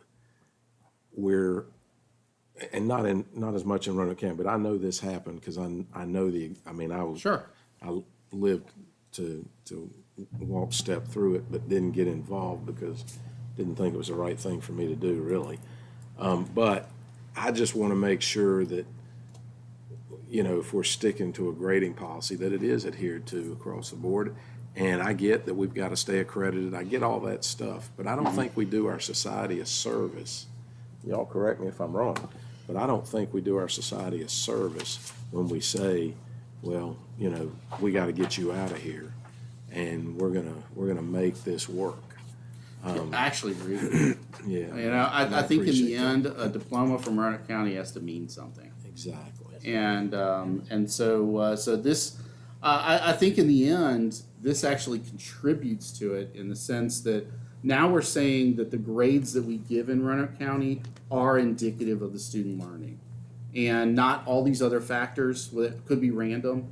these are absolutely indicative of the student learning. And so, if there was a grade given that wasn't part of that, it would be in violation of this administrative reg. I'm happy to even share the example, but again, this is 5-6 years ago, and And to your point, there wasn't a policy in the past to support a grading system. That was one of my concerns when I came on the school board, is where's the policy? It was obviously pretty weak, that's why we're here today. So when you have a policy, now a policy is only good when it's followed, right? absolutely. Right? But now you've got meat behind it And and I backbone to support it. There was long as we very, didn't there was have. very little to support a principal if they wanted to go head to head with, if there was an issue.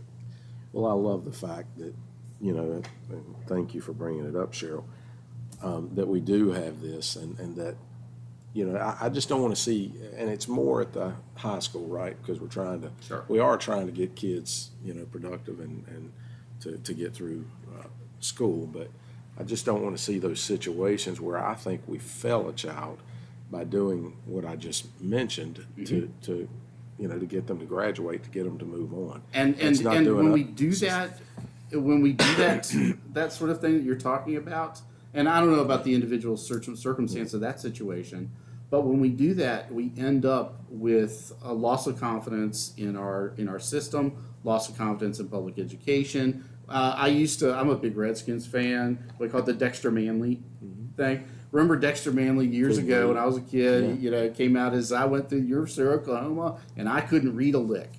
And that's one of the reasons, people don't realize this, but Governor Allen was really closely, obviously, related to the Redskins because of his dad and all that.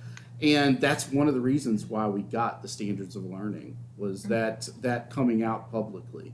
So we don't want those sort of situations where now we need more regulation of education. No, we need to do our part and do it right. Yeah, agreed. Now Thank you. there's teeth in it, right? Yeah, Teeth. absolutely, absolutely. I just wanted to say that I think it's great. I think Cheryl and I talked about this. I can't believe that there wasn't a policy that was in place. So I think consistency is good. I have a middle schooler and a high schooler, and not only are there differences between schools, but you're right, there are differences between teachers in the same building. So I think it's good to have this consistency. I would like to just firming up a little bit some of that about the late work and then the reassessment. I mean, I feel like if we can do that at the department level, that would make me feel better about it, just because I know that with COVID, we were really relaxed on letting kids turn in work all the way up until the very end of a semester. I don't know that that's a habit that we want kids to be in. I Right? agree. We're actually, we're not asking that right now of teachers. Yeah. Right. And then the reassessment, same thing that Cheryl mentioned. I just think it would be nice to have kind of a firm understanding ahead of time of what we are going to allow students to do and when does it become an abuse of that. So. I think it's really nice that it's a department that's coming together, because you're Yes. getting a group of people who really do have a vested interest in our students. You might have a couple outliers here and there, but when you get a group of people together to formulate ideas and to share ideas, you're gonna find somewhere that's happy in the middle. I think so too. And that makes me feel good that we're doing it as a department. And the people who typically lead our departments are like fantastic, we know that. Thank you, Ben. So this regulation will actually go into effect as of the next school year. Question I was gonna ask. Yeah. Appreciate your hard work, Ben. For me, it's not all about the numbers as much as we're ensuring that we're preparing our kids for what's next. And it seems like we're doing that, making it just hard enough, but not so hard that we can't meet a kid somewhere and get him past that standard. So thank you very much for all your hard work. Thank you.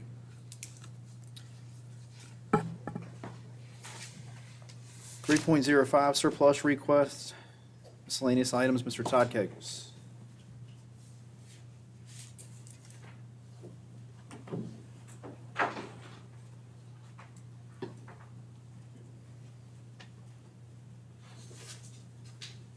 Good evening, everybody.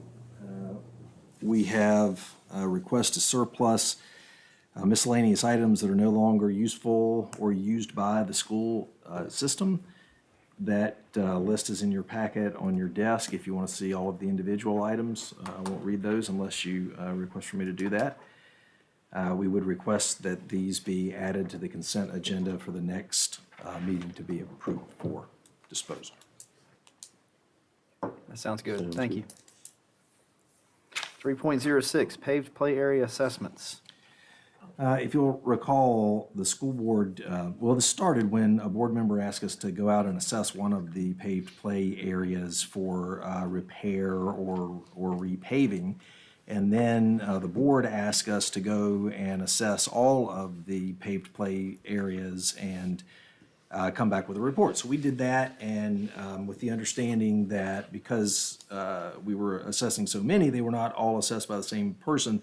So it led to some reliability issues maybe with the data. So we narrowed it down to the top several playgrounds that needed to be reassessed. We did that with a single individual so that the scoring was gave us a little bit more reliable data to use.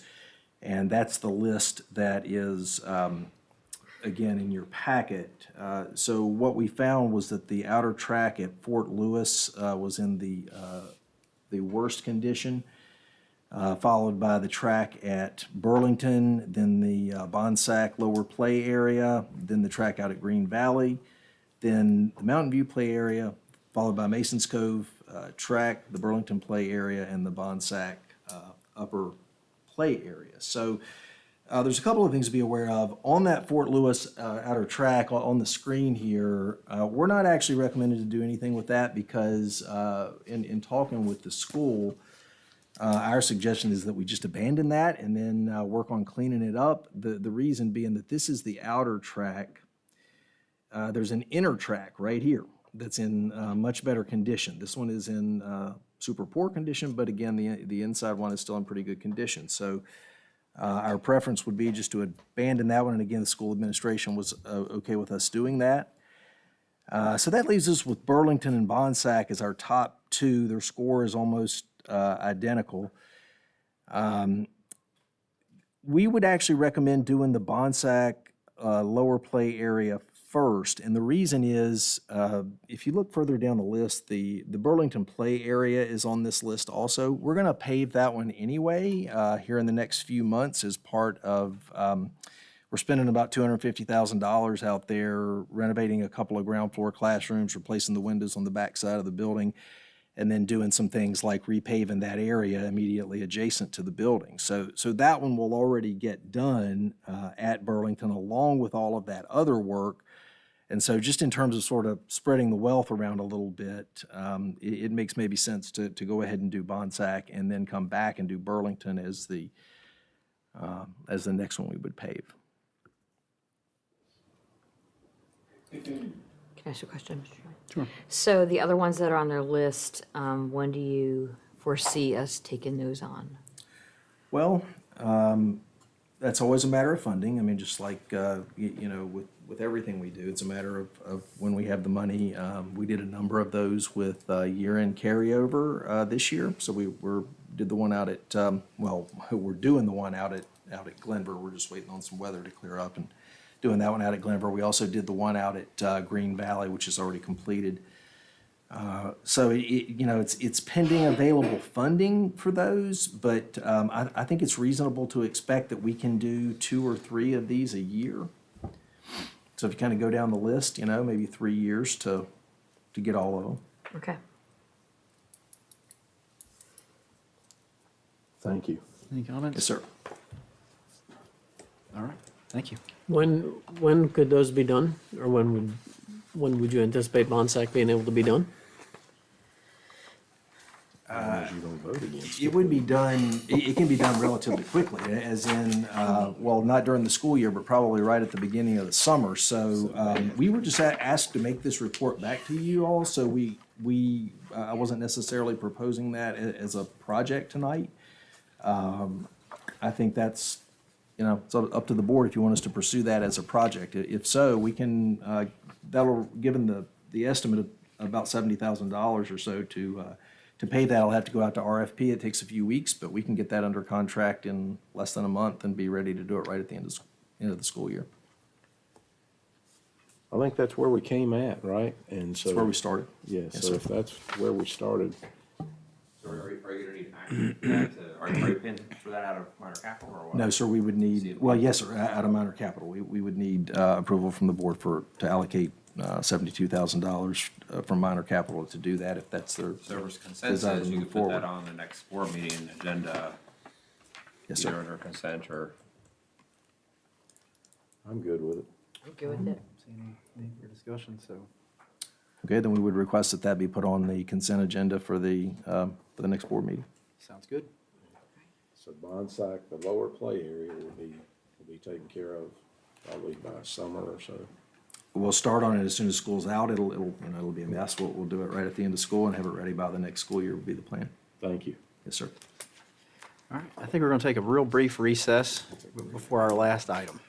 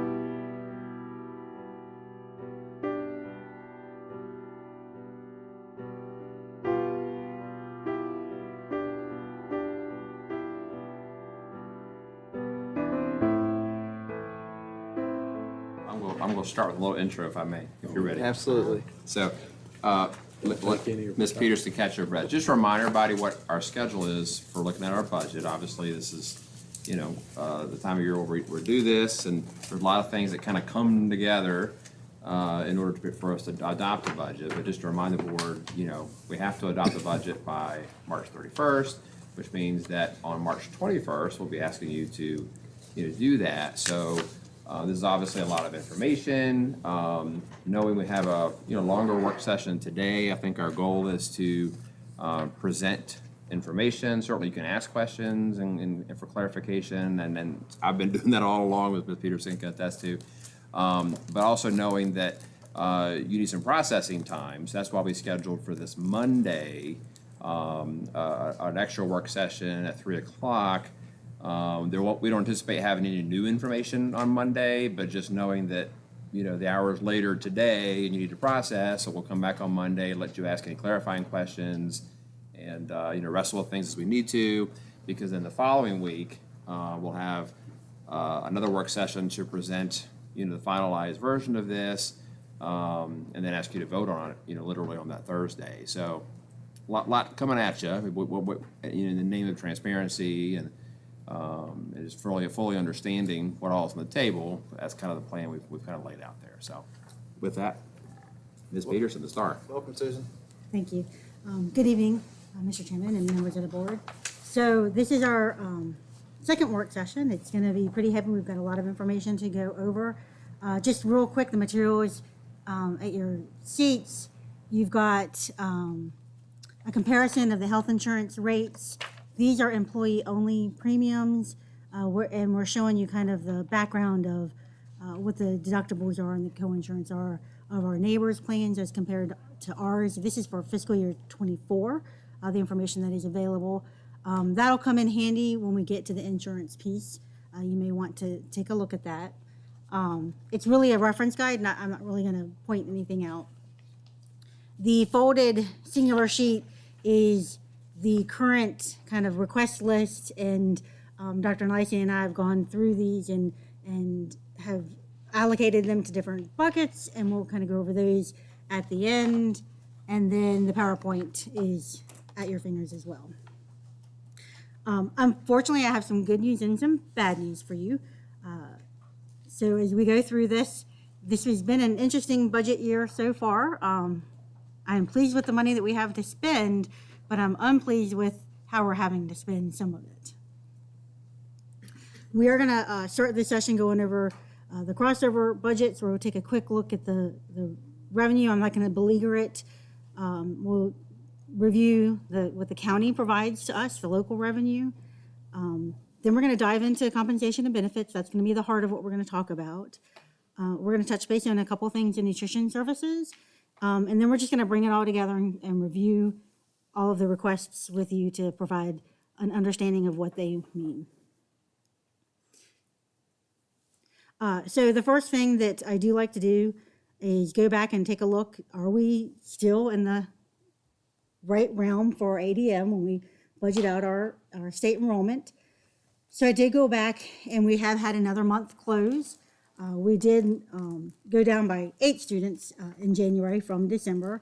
So this affected our 5-year and 2-year roll forward progression analysis just by bringing it down just a couple of students in each. So we still are in the ballpark, as you can see in the middle of the slide. I think 13,375 would still be a good number to base our enrollment on for next year for our revenues. Taking a look at the crossover checkpoint, an interesting thing happened this year. Typically at this point, we have been given new calculator tools by VDOE. They did not go through the mechanisms of providing full calc tools. They rather provided guidance on these are the lines that are being affected, and it was kind of up to each of the individual schools to parlay that information out. Knowing the dynamics of where the House and the Senate are sitting right now, I did go through all of that information and digest it, and you can see the governor budget I'm not going to go through the specifics of the slides, but the governor's budget, that top green arrow pointing up, did provide about 5.7 million to the school division. When the House provided their House Bill 30, the increase was 8.4 million over the current budget. And then the Senate went 11.8 over the current budget. So having a 2.8 million difference for the House from the governor and a 6.3 million difference for the Senate from the governor, we went ahead and decided to use the governor's budget as our baseline. We do think it's going to go up from here. We don't think it's going to stay that low, but we didn't want to take any chances this year.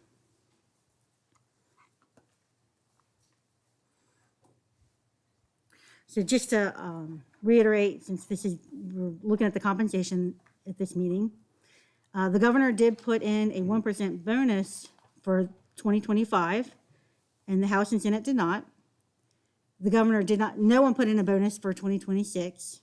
The governor did not put in a raise for 2025. The House put in a raise of 3.375 and the Senate of 3%. Then in the following year, the governor put in a raise of 2%, the House 3.375 and the Senate 3%. So that's kind of where they have landed in providing additional compensation funding for the school divisions.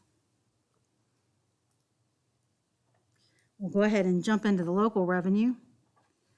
So you've got 2 pages that make up the county revenue sharing formula. The first page really goes through the mechanisms of the indices that are applied towards the revenue. I'm not going to beleaguer the mathematics of it. We can look at that in detail if you want to, but I don't want to insult your intelligence, and you can all read. And I know it's been a long night. So going to the next page, the county has provided me an estimate of their revenues. They do want me to share with you that these are estimated revenues. They are not done with their budget. They are still sharpening their pencils. This number could go up, it could go down. Nothing is final over at the county. So we take this number with, I don't want to say a grain of salt. I think it's a good number, but it is not final. They're doing what we're doing and sharpening pencils and making adjustments to estimates and their amounts. So running through the full calc tool, it looks like this year they'll provide an additional 6.6 million. When you add back the Comprehensive Services Act contribution, that brings it up to 6.9 million. The CSA comes off at the back end, so that's an in and out wash. So for our operations, it'll really be 6.6 is the additional that we'll be able to use for other things. So can I, just to make sure I understand this, so 24 is the year we're in, 25 we go to, it kind of confused me out of the gate, but, so the tax revenue we'll receive for now, goes into our 24, 25 year, is that correct? Well, these are estimates of what they think they're going to get in 25. Yeah, but that's for 24, 25. So we're saying that our property and local taxes are gonna go up approximately $16 million. That's what the county is estimating right now. Okay. We don't have anything on their estimated budget do we have anything on theirs for? I see that. I mean, I have all the numbers that make this up, and I can provide that to you. So there's no assumption of anything changing on their budget for the revenue?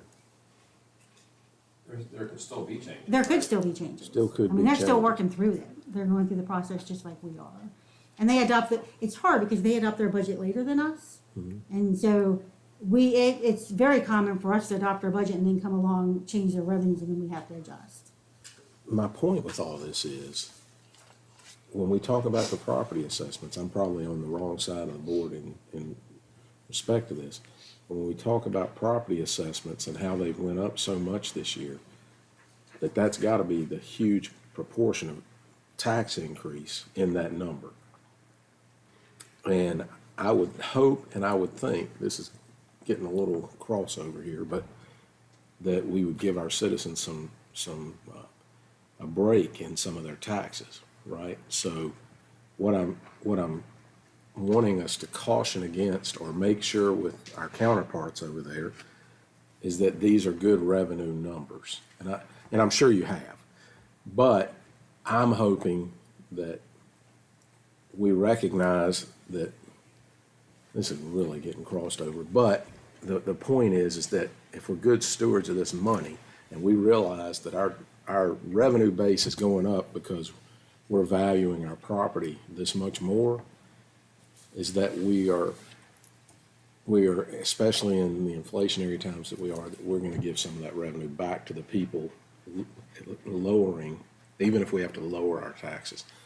All of this to say, I just want us to be careful and make sure that that 16 million is a good number. That will be up to the county to. No, I get that, and that's why I'm saying, but we're going through these projections for our budget now, right? So we need to kind of, I don't know if we need to have that discussion with them, or if that's something you and Mr. Kaywood should discuss, to know, or maybe we need to discuss with our counterparts. Does all of that make sense without me being? I mean, I think so. I think what you're cautioning is these things can change. I think we understand that. This is, what we have to do is rely on what they project and what they tell us. Here's what we project and what our revenue is going to be, knowing there could be some adjustments. We don't anticipate at this point major adjustments. But I mean, obviously, because we have to adopt the budget by May 31st, we have to rely on what they give us at this time. Which I know doesn't help what you're asking. It really doesn't, and I get that we're doing the best we can. We'll see. Was it fairly accurate last year, Susan? When they did that? Because they did take the tax rate down from 109 to 106 That's last year. exactly And right. I assume that they are Yeah, taking that's a that good into point. account. That's a good point. Had that taken place by this time last year? No. They have a revenue committee that looks at when they start this process, they meet several times in a row, and they look at the revenue to date, how they are in their current projections, and they take all of that into consideration. They have folks from different departments of the county that come together, the real estate assessor's office, the treasurer's office, the commissioner of revenue, all come together, and they have very detailed conversations. Mr. Kaywood is in there, and they analyze this. This is not a number that they take lightly. Okay. Well, I think you're missing my point. I'm not suggesting that. I'm not suggesting they take this number lightly. I'm just suggesting that I personally hope that we give some of this money back to our citizens, right? And so I'm not trying to get into policy in here. I'm just making sure that we know or have a good idea. And if you're telling me we do, and that we continue with this budget process with that number, I'm just hoping that doesn't change to a lower number. And obviously, we're No, I hoping get that it. our I revenue get to it. stay up because we have to fund the school system. Sure, no, obviously. I'm with you. Hey, look, I've said we went down in the revenue shared from 43 to 41% just in the 8 years I've been here. So it's not a matter of me saying that. It's just a matter of knowing the policy and politics that go into this to make sure that hopefully that revenue number is valid. So, thank you. The next thing I do like to go through at this time, every year, the school board has to adopt student fees. We cannot charge a fee to a student for their education as part of the free and appropriate public education rule, but we can charge fees for extras. And so we have a list of fees that we charge. Two items that aren't usually firmed up by this point is the nutrition fees can't be firmed up because we're waiting on the DOE to release the price equity tool. And so our meal costs are relied upon by that price equity tool, and they may go up slightly. And then the AP and PSAT fees can be adjusted by the College Board. You'll also see, I think dual enrollment is open on the list too, so that's to be determined later. So here's the list of our student fee schedule. This is also available on our website as required by law. The items in yellow are the ones that are changing from 24 to 25. And you can see the amounts that are being changed. The big one on here is, initially, we were going to bring back the fee for the summer school repeat course in '24. But if you recall, I came to the board with a request from the secondary instructional department that we waive that fee for the current year and use pandemic funds to allow students to go ahead and take the repeat course for free, and we will offer those courses and pay for those through the pandemic grants, and we got that approved. And so next year will actually be, so it won't be the summer of '24, it'll be the summer of '25 when that goes into effect, so next fiscal year. Hey, Susan, while we're on that slide, the administrative fees for the employee per student, when you have time, can you give me the numbers of actually, or the actual number of students that we have that are our employees from the schools? Oh, for the. Non-resident? Oh, yes. Is that something that's kind of been a burr to me, is we charge our teachers to send their kids to our district and they don't live? That's actually under Dr. Stegall, so she has all of that information. Okay. If you can shoot that to me when you get time. Thank you.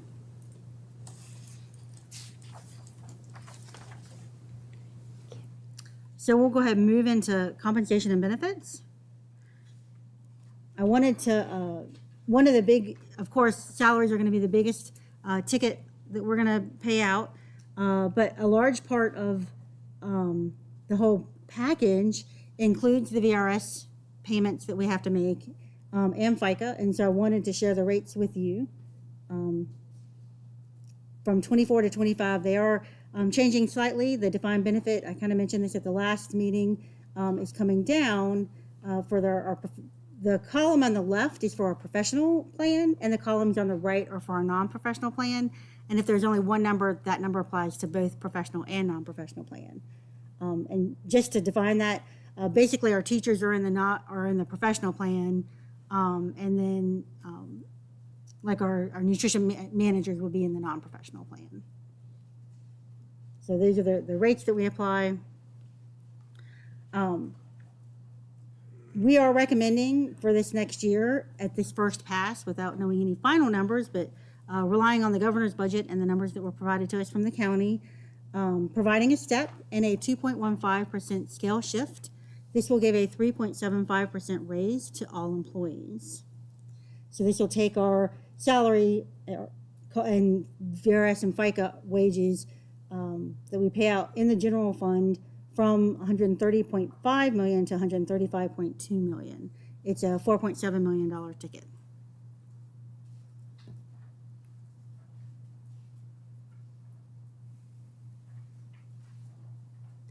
There are no questions on compensation? Say one thing about that. We're actually hoping to do more. That's just based conservatively on the governor's budget, since we don't have a General Assembly budget yet.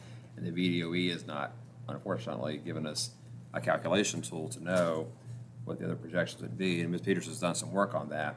I did hear actually today that it looks like the General Assembly may actually come to some kind of budget resolution by the end of the week. So we're keep our fingers crossed, but we're, just for public consumption, I would recommend that we try to even do more once we get hopefully some additional state revenue. So that's a 3.75% raise.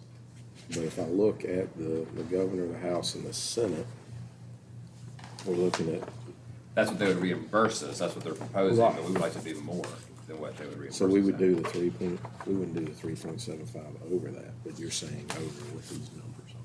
Right, instead of. So it's a little bit of a difference. We Right. get reimbursed for a good piece. Right. If it works out. But when in the Senate version, not to steal your thunder, because I know you were going to cover this, but one of the good things in the Senate version was they were actually going to totally eliminate. You've heard us talk about that support cap before, which is something back during the Kane administration that during the Great Recession, they arbitrarily sort of reduced our reimbursement for SOQ positions, which are necessary, but they called them support positions, like an assistant principal and things of that sort, which they considered, kind of optional, which in our view are not.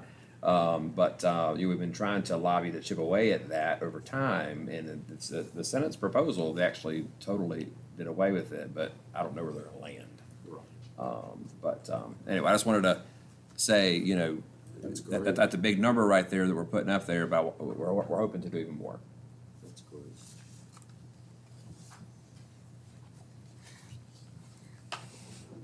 So the number that I'm not happy with is health insurance. So we're gonna spend some time talking about health insurance. We have a self-insured plan. We participate in the self-insured plan, and our kind of self-insurance pool is with the County of Roanoke and the Jail Authority. When we have a healthcare consultant who helps us work through all the logistics of the self-insured plan, and she looks at each of our claims separately so that we know how only our employees are affecting our plans and our premiums. We do pay for a stop-loss limit liability per person of $200 and per claim of $250,000. That helps to limit our costs. But if you can see the next bullet on the updates, we've had a 17.8% increase in our claims cost. This is painful. This is very painful.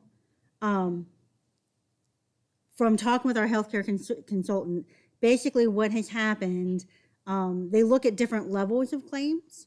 And so the claims that have come in around the $100,000 mark, which does not meet the stop loss limit, have gone up about 10 from year to year. And they're kind of hanging out at a higher number. So if you think about that, it's really, that's what's kind of driving those claims, these higher dollar claims are just increasing in frequency. So this is not a good thing. But several years ago, we dropped a second option for our health insurance, and we are looking at a way to bring back a dual option. It will be the same exact health insurance plan. However, what we want to do is offer a different deductible and out-of-pocket maximum. This will allow us to create two different rate structures so that it would leave the choice up to the employee as to whether they would like to take a KeyCare 1000 plan, which is the plan we are on now. They would have a $1,000 deductible if they were an individual and a maximum out of pocket of $3,500. This will have a higher premium than the KeyCare 2000 because the individual would be taking upon more out-of-pocket costs on their claim side. They would end up paying $2,000 out of pocket on their claims and up to $4,000 maximum out of pocket if they're an individual. And so we structure the premium rates to where the employee has to think about how sick are they, and are they going to end up going to the doctor a lot and incur, or do they have a condition that requires a lot of pharmacy or a lot of doctor visits, in which case they would want to maybe limit their claims cost and have a higher premium cost. So that might drive them to the KeyCare 1000. And if they're very healthy, they may want to, and they don't expect to go to the doctor much. They're very young, they're right out of college. Maybe they want to take the KeyCare 2000 because they don't think they're going to have very many claims costs. So this is what the dual option would look like if desired. I did want to share, here are what the employee premiums only. This is only what the employee has paid from 2019 through 2024. And it's really funny because you can't see my colors up on that screen, but I can see them on my, hopefully you can see them in your paper. So in 2020, we had a 2.4% premium increase. We held it steady in 21 and 22. We had a 3% premium increase in 23, and we held it steady in 24. So we've been trying to, we limit passing through these costs to the employee. And later I'll show you that maybe that's not the best approach that we need to be taking. I don't think it's the best approach for our employees. But I did want you to be able to take a look at these rates and have them right at your fingertips. And then these are the rates recommended for your KeyCare 1000 and KeyCare 2000. The premiums for the 1000 plan are going up about 20%. And then the premium for the 2000 plan is reduced. It's kind of based off of the 1000 plan. This is not, I told you it was not. Quite a bit of jump from the last slide, especially like for the family. Was it 623 to 868? No, I told you it was not gonna. That'll change. eat up that 3% raise. Not quite. Well, depending on what position you have. Depending on in where you the- are. I did look in, on an annual basis, an employee, our lowest paid employee will get more of a raise than if they chose the Key Care 2000 individual plan. So But then they have a $2,000 deductible. then they have a $2,000. Let's just be real. There's no sugarcoating this. There is no sugarcoating this. That's one reason I figured to point to. You also have a packet here showing what our neighbors do with their health insurance plans. You can kind of compare some apples to apples here. But you're gonna wanna pay attention to a lot of our neighbors have, like, I see some frustrating looks at our deductibles, but looking at some of our neighbors, Bedford County has a $3,000 and a $2,000 deductible plans. They don't even have a 1,000. Franklin County's very expensive plan is 1,000, but then they have a 2,000, 5,000, and 3,000. So, I mean, we're not hugely out of the ballpark. Now, some of our neighbors are gonna be better than us. They get federal money and they can afford to, do a little bit more. Well, I think it's important for our employees to know that. So whatever message we put out, what you just said, they need to know, because I get hit a lot on our teacher salary and benefits and things like this. And a lot of people, they don't realize how much federal money other districts get that we just don't have. Yeah, we have neighbors that get tons more money, and that allows them, and from the federal government's perspective, granted, we're Roanoke, we're Southwest Virginia, but their perspective is inner cities should get more federal dollars because that's where the teachers don't necessarily want to go. And so our local cities enjoy those benefits that larger cities enjoy. And that kind of, it's an ideology from the federal government of how they push their funding out. It's not a good one, Not for us. at least in my opinion. Not for Well, us. then you get to the rural counties of the world, why do they get less? Yeah, I don't disagree with that. I think, going back to that previous slide, to look at on the first page there, I don't want to say that names of the places because I'll get in trouble with my colleagues, but that one right there, where they only have one plan. If you compare what their premiums are with what ours would be, it still compares favorably. And I think what Ms. Peterson's suggesting is, we can do that higher deductible plan, but also still offer a lower one for those who want that. It's just going to come at a cost. I think this next slide is important to pay attention to in terms of, and it goes back to what you were talking about, Mr. Hudson, in terms of messaging.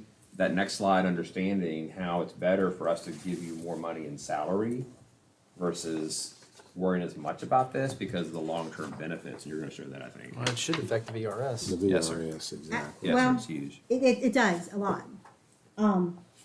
So if you take, I have a scenario, and this scenario pretty much proves that, and I have all the numbers behind it, I just didn't think y'all want to sit here and look at spreadsheet after spreadsheet. I figured by now you'd be all googly-eyed and tired of looking at numbers. But there is a thought process. So if we take an employee who was hired in 2024 at the 45,000 first year teacher, we'll say, we give them a step and a 1% raise every year. The 1% is scale shift. So we're shifting that scale every year by 1%, and they're coming down and going from 1 to 30 every single year. So it's kind of doing this for them, giving them more money. If that employee chose subscriber wellness only at the current rate, $64.32, and we made no changes to them sharing in that cost, then in 30 years when they retire, their salary, based on our shifting of that scale only 1% every year, they will be at $93,958. Their insurance they will be paying is $772 a year because that's what they're paying today, and we're not passing any of the insurance costs to them. So if you go out to the VRS calculator, you can pop in all these numbers, and their monthly benefit would be $2,251. Now, that is the idea of the school division covers their health insurance cost rather than providing them a raise and pushing some of the insurance costs out to them. The second half of this slide shows insurance sharing, so where we're pushing some of this out. And I try to be conservative, and I said, okay, if we only give them 1% more and we charge them 3% annually for their insurance, right? And so again, the teacher is starting at 45,000. They're going a step every year, and that scale is shifting 2% every year. At the end of 30 years, that final 30 step will have graduated to $126,682 mathematically. So that's more money they're making in that last year. Now, does that take away the HSA, like or the card? Because I know now, I think with single, was it at 500? Oh, that's still the same. So that would still be the same, and the family would be 1,000, so that's not included in those numbers. Right. Okay. Well, that doesn't change. That has, we're still going to provide that benefit. Okay. So then we, the employee chooses the subscriber only at $642. We increase that 3% every single year. Increasing $64 by 3% every year, as opposed to your salary by 2% every year, is very different. And so they would be paying $1,819 in their insurance at the end of their career with us. So when you run all of this through and you take their top, and this is a hybrid employee, I forgot to tell you that. So their top 3 years of salary, run it through the VRS calculator for their benefit, they would get $2,927 a month when they retire. And so their retirement is higher when they share in the cost of their insurance. Over their career, they will have earned $340,651 more by sharing in their insurance.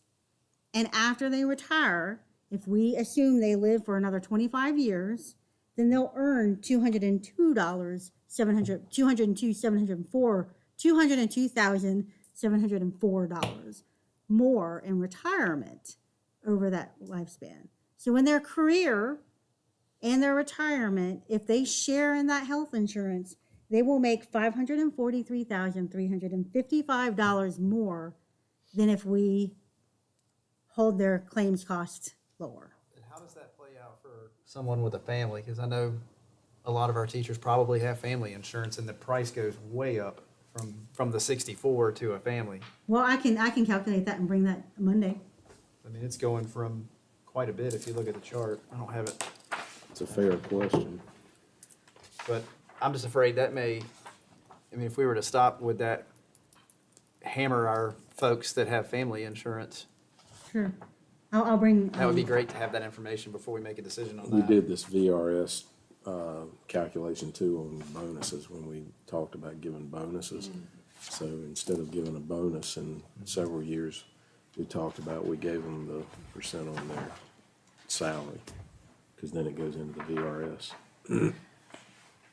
Because it looks like it's $115.80 for the Key Care 1000, or you're going for the Key Care 2000, so it'd be $64.46. Then that goes to $644.56 for a family. Yeah. So then taking out the $966 that we provide, so that would drastically, that would cause somebody's insurance to go from $644 a year on a single to what, $1,611? Again, do that math. Under the in my head. family? You mean if they went from single? Well, to these are family? Yes. monthly rates. Yeah, if we're Yeah. gonna take away our contribution, it would go from 64 to 644, or 644, but we're paying, we can talk about this later, we don't need to jam it up We're now. not Just taking bring it. those numbers and we'll have a great. Which is idea. $1,000 plus you've got the 2,000 on the deductible. So- Yeah, and we're so not it's gonna take really away our $3,000. contribution, we're still gonna do that.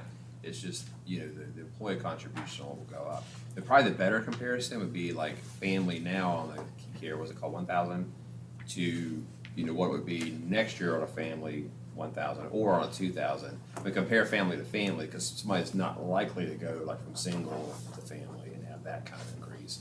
But they, Sure, I would love to know the numbers though. of Oh, how many we have absolutely. on single versus. yeah, single, 'cause especially I with just don't that, wanna- I don't wanna jam somebody up really Sure. bad sure. by pulling that away, and it would hurt a certain portion of our No, staff. I totally agree. And the HRA contribution, it's gonna still be in effect. I don't know if that was confusing, but we will Right. still, under both the Key Care 1000, Key Care 2000, give 500, 1000.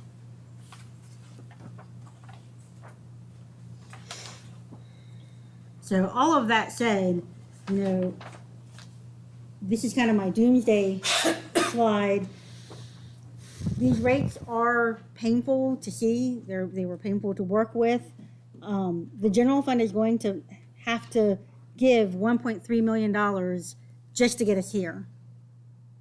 Our health insurance reserves will have to be used $1.6 million just to get us here.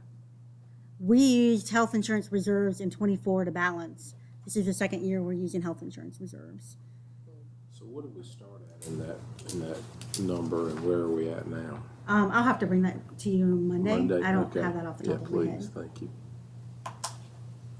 What she's saying there, we've used healthcare reserves to balance the operating budget the last couple of years. So that's, But that was for, let's be fair, that was for payroll, or for. I was looking at the operating Yeah, budget. Right, Yeah, right, yeah. yeah. But I mean, when you say operating budget, it's like, and I get that it is part of the operating budget, but it was for pay. Yeah, absolutely. To increase our pay. That's for right. Teachers, yeah. But you can only do that so many times before the well runs dry. Right, yeah, we just gotta find that balance. All right. Dental insurance, I won't belabor us. I'll just say, no changes to that at all. It'll be the same. I've got the plan information, updates, what the plan consists of and what the rates are. These are not changing from prior year. Vision, that's, in with the county right now. They're getting information about the renewal from the vendor, so we don't know what those rates are gonna be. We don't share in the cost of this. This is just a contract we set up just for the contribution from the employee. And then you have the specifics of that plan and the current rates for them, but I don't know what the next year rates will be. So I don't want to believe over those. So are we ready to move into nutrition services quick? So Ms. Estrada has brought to my attention that we have an opportunity. So currently, you know, we have CEP schools where all of the students, once our direct certifications in an area reach a certain percent, 40%, then that school CEP stands for community, eligibility provision. that's where everybody in the school gets the free lunch. Right. So once the direct certifications of students who qualify for social services and TANF and the like kind of assistance, that school can qualify to get full feeding of breakfast and lunch. And so we don't charge any of the students. Right now, all the schools on the left-hand side, Burlington, Herman Horn, Masons Cove, Mountain View, Mount Pleasant, Northside High and Middle, and Cundiff are all under the CEP provision, and they will continue next year. We were looking at the rates, and it looks like Glen Cove and William Byrd will be able to be added to that list because they are already at the 40% direct certification. And then we could possibly add Green Valley and Glenver Elementary because they're our next highest level. They're at 38% and 37% respectively. So if they go up by 2 to 3%, you're saying? Okay. Yeah, then they can be added to the CEP list.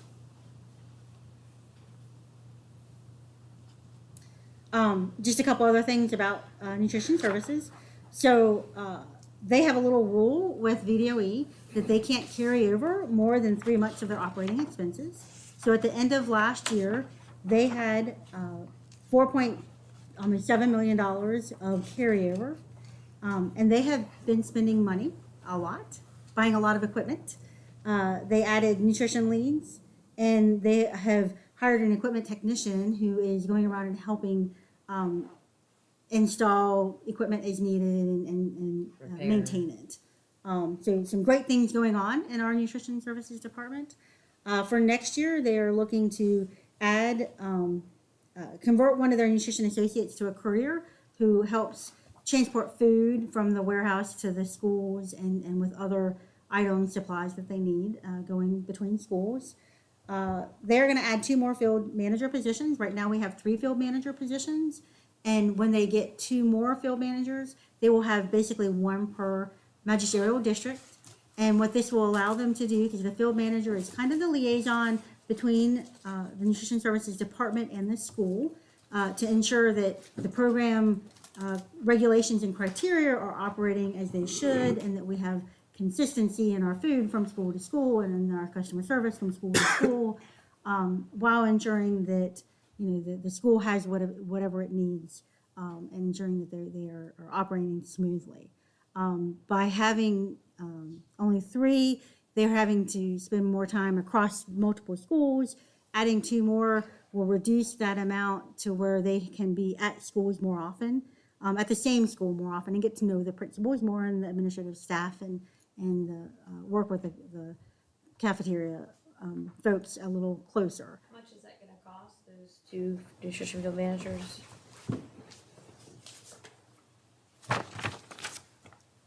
$162,712. We've never had those in the past, but we feel there's a need to add them now. We do, That comes out of nutrition fund, not our operating fund. correct. They have self-funded that. They sell, okay, that's what I was asking. Thanks, Kim, for clarifying that. They will also provide a raise. Right now, it's 3.75, but if we change whatever raise the general fund gives, the nutrition fund will do the same thing. That sounds kind of odd the way I put that on there, but they will provide a raise in this equivalent one that the general fund gives. And they will continue to provide sign-on and retention bonuses. So if there are any questions, I dragged Ms. Estrada along with me to answer any questions if anything specific. Otherwise, we'll keep on going. Say thank you for everything you do. We really appreciate it. So now we'll kind of bring it all together. I've got all of the lists. So now what you may want to do is just go to your little 1-page folded in half, because all of that is what's on the rest of the slides. So starting with the estimated revenue, dropping in the governor's revenue, the revenue sharing amount, we're adding $375,000 for dual enrollment. To right now, we receipt the money and then we pay it out of the same account, and we really need to break that apart and recognize revenue as revenue and expenditures as expenditures. So you'll see an equal and offsetting expenditure for that. It's net zero effect. It's just an accounting requirement. And then we have about $8,900 of other miscellaneous revenue changes in total. So our revenue looks like $12.9 million almost in our general fund. So then we'll look at the human resources all-in kind of list here. We've got $4.7 million for the step and the scale shift.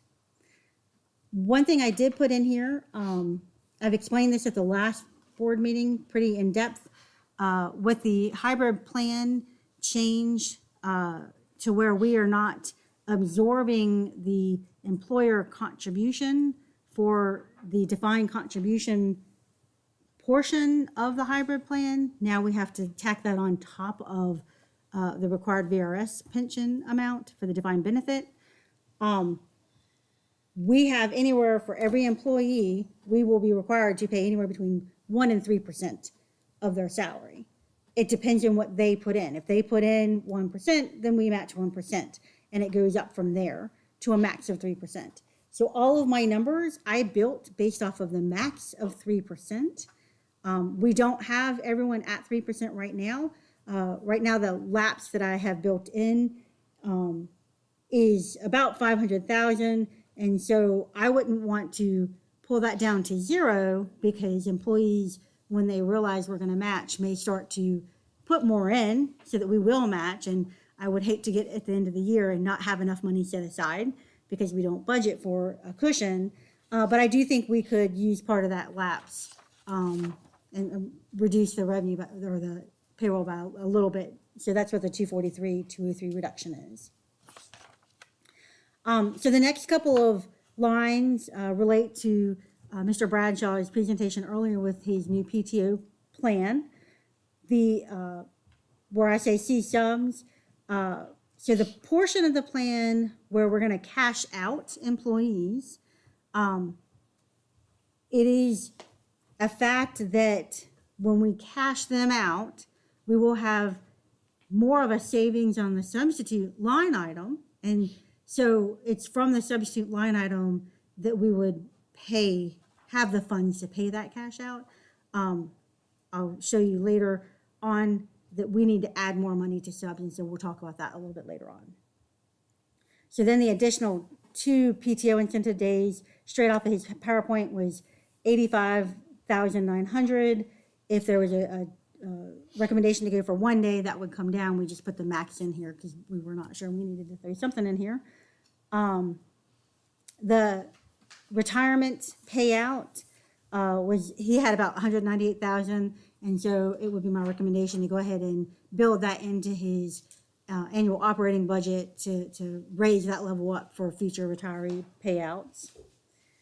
The next line is the health insurance claim increase that I've already shared with you. The continue one permanent sub, the $907,000. So when we got the ESSER money, the grant money from the pandemic, one of the requests from all of the schools was to have a permanent substitute position in all of the schools. And so we built that into all 26 of the home-based schools. And the cost of that is $907,000.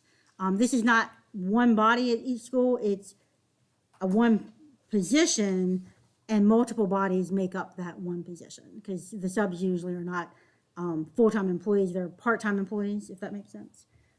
So a school may have like 2 or 3 subs that fill that role for them.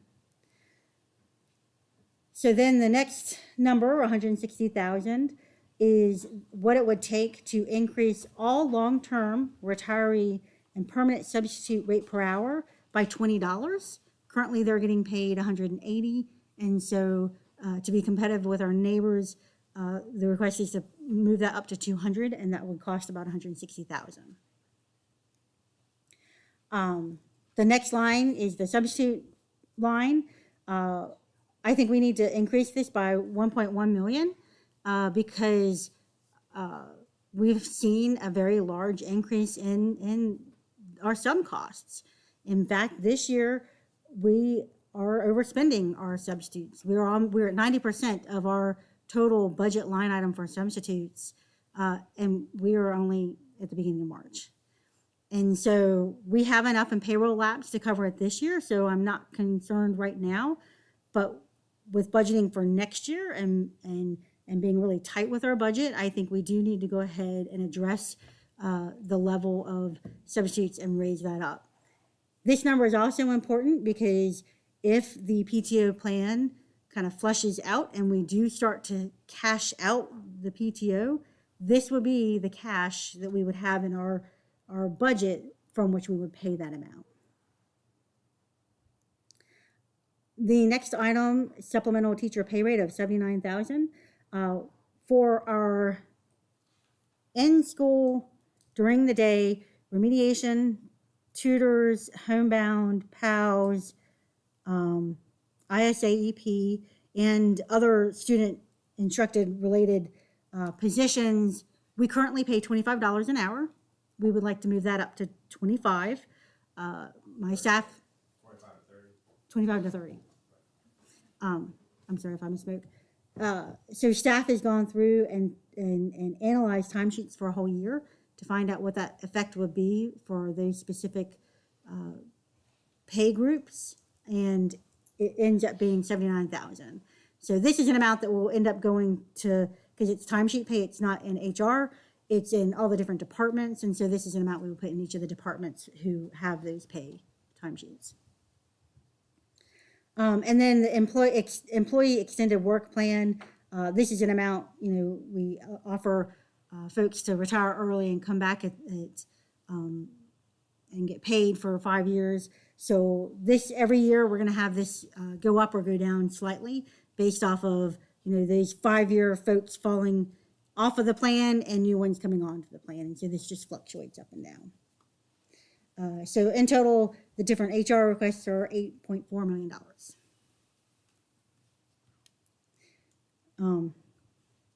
Yeah. So, and I didn't mention this earlier, but I'll go ahead and mention it now. All of the requests are broken out. Dr. Nicely and I sat down and looked at this together, and we have the first column is priority requests. So there are the first items suggested to be funded. The second column under the general fund are first add backs, and so that would be items that would be, if we get more money, under consideration to add back. And then the third were items that were requested but may not necessarily rise to the level of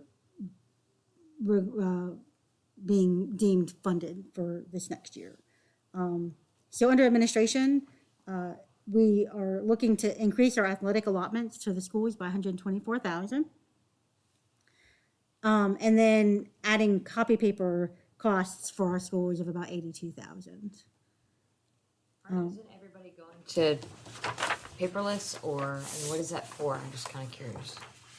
So we do spend a lot of money in paper costs, and a lot of that is driven by individualized education plans and making sure that our teachers can make the copies specifically for students to take home and use or to use in school.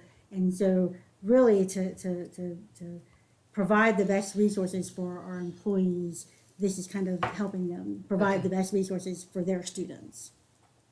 So this is above and beyond this is an increase, Correct. right? And so does that include the middle school too, or is that This would be all schools. all schools? Okay. And that's athletic allotment amount. Last year, that amount was higher that was requested based on the research and study that Dr. Segal had done to say, how do we compare with our neighboring school divisions in terms of how we support our schools? But last year, in order to balance the budget, we weren't able to do the full recommended amount. So the 124 you see there is the rest of what was recommended from last year. That we weren't able to do Correct. because of the budget. Okay. That's what I was asking. Yeah, so last year we funded $72,000, and this is the rest of it. Okay, so, I'll talk to you more about it later, what the grand total would be. Yeah, okay.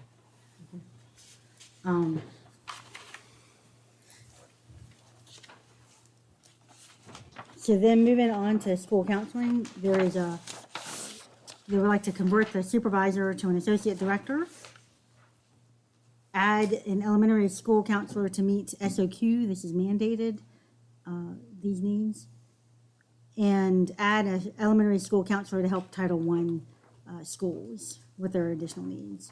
And the first add back would be converting the high school counselors, adding 10 days to their contract to help with registering kids in the summertime and other needs that they have in the summertime.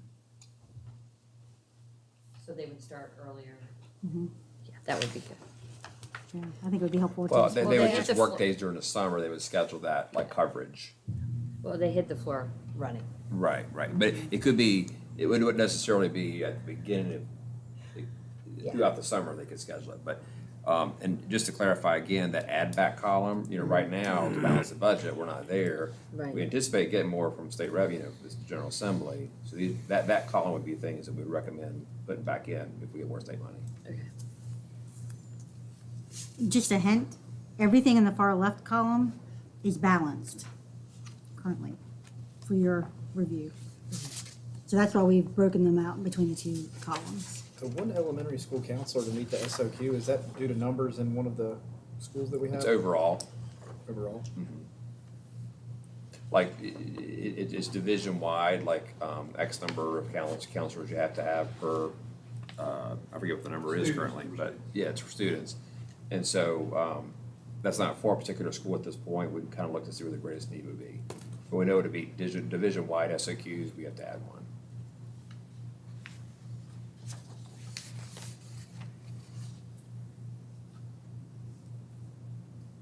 Did I say that correctly, Mr. Bradshaw? Yes, sir. Okay. Well, looking at, and then, of course, one to help in Title I schools, I mean, I guess that's kind of a duplicate. It's just extra need. The needs, I mean, as you know, the needs in the schools are pretty severe right now, especially, I mean, it's not in all schools. You got some schools that are smaller, but, I won't go down the list, but you have several schools with high needs in terms of the counseling needs. Right. But the one extra we would hire wouldn't be able to do that. We're recommending, two, so the one that we'd have to meet at the minimum SOQs, right? And we're recommending an additional one to really meet the actual needs above and beyond the minimum SOQ.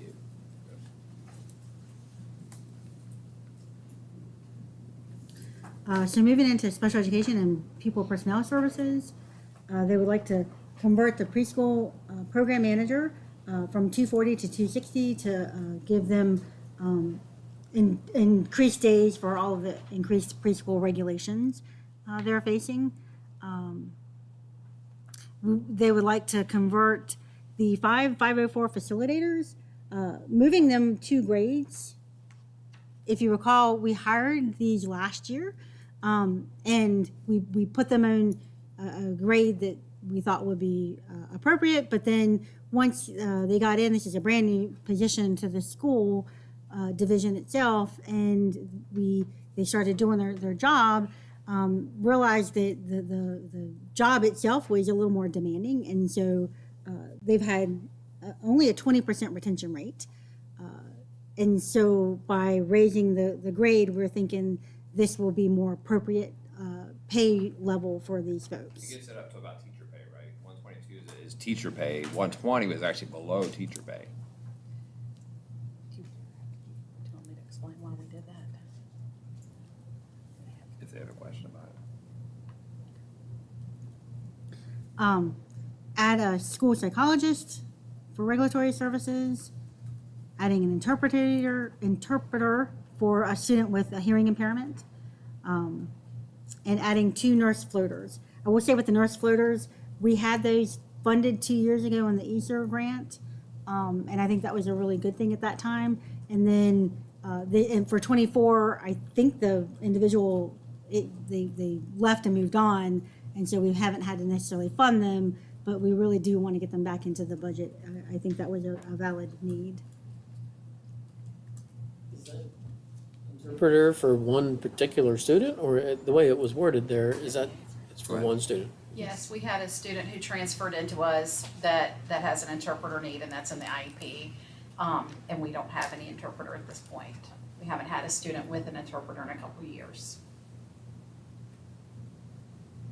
It's something that's required. Yeah.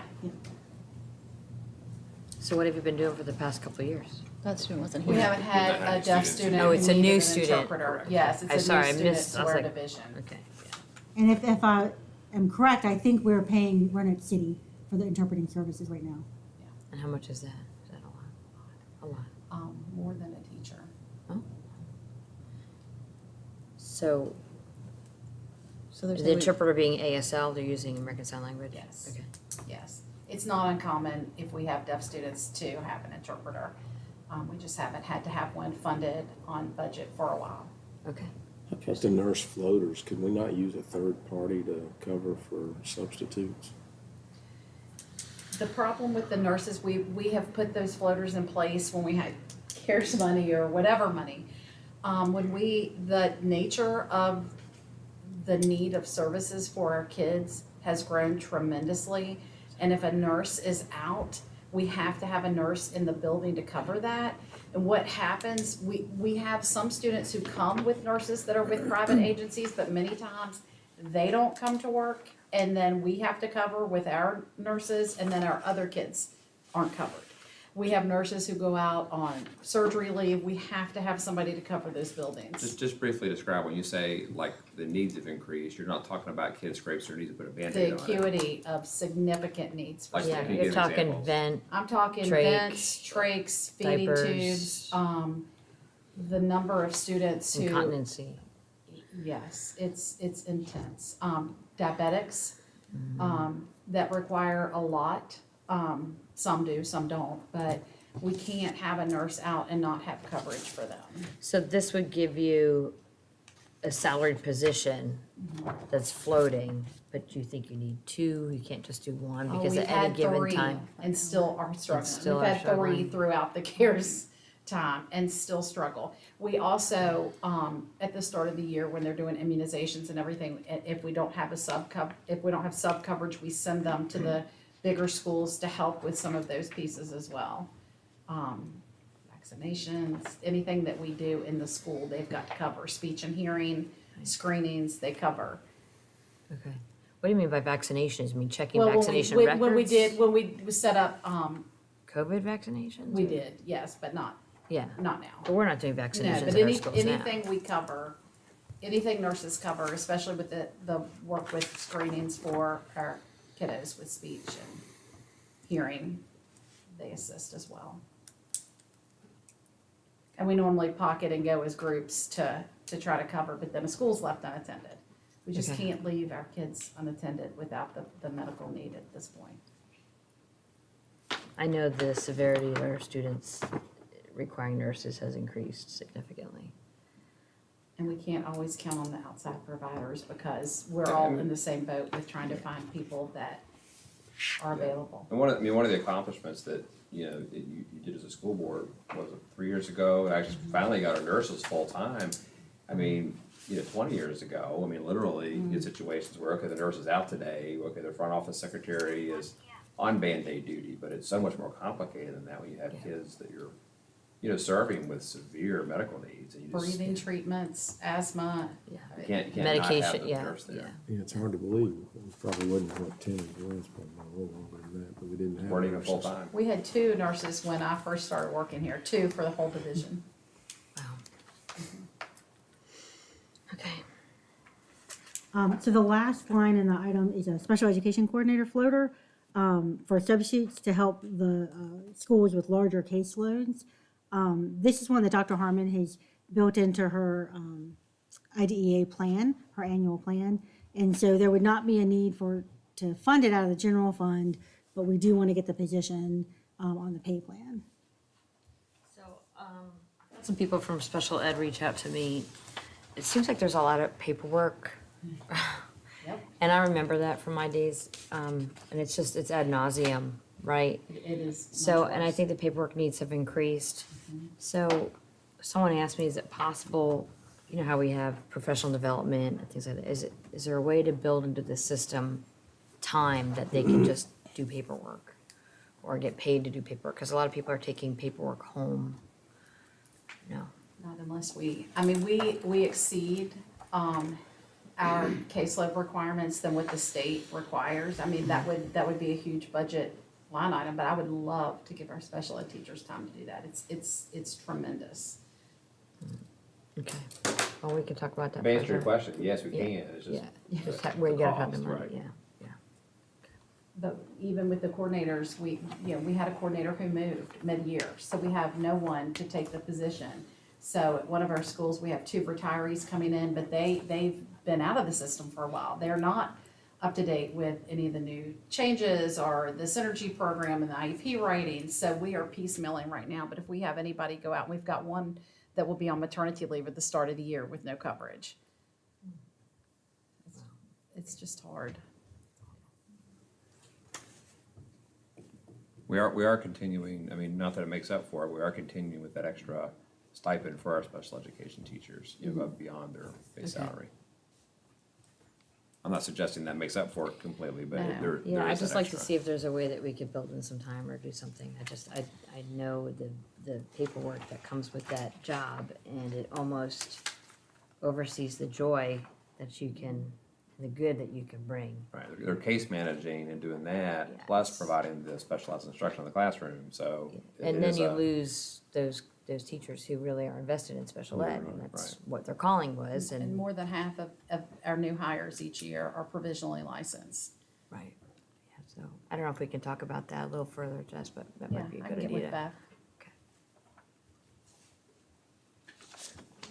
So continuing on, we do have 2 special ed coordinators that we funded through the pandemic grants, and we do need to continue those positions on, so that's the 167, 862. We had 8 special education instructional assistants funded through the pandemic grant, and that's the 26139 that we. 6 of these positions are people who exist today. 2 of them are vacant positions, but we would like to definitely keep those going. Although there was a request for 15 more instructional assistants, and I don't know that that's necessarily just a special ed need. I think that's a division why we all need additional instructional assistants. So what do first add backs mean? Are you saying that's the first? If we get more state money after the General Assembly budget, yes, sir. That's what we recommend. So then. And just, before you continue on, you'll see that recurring theme on several of these things is, that fiscal cliff. We try to avoid, having things that weren't one-time money through the grant funds, but these are things that, So between were paid for those grant fund, but we need to now absorb an operating Between cost those to continue it. 2, it's $600,000.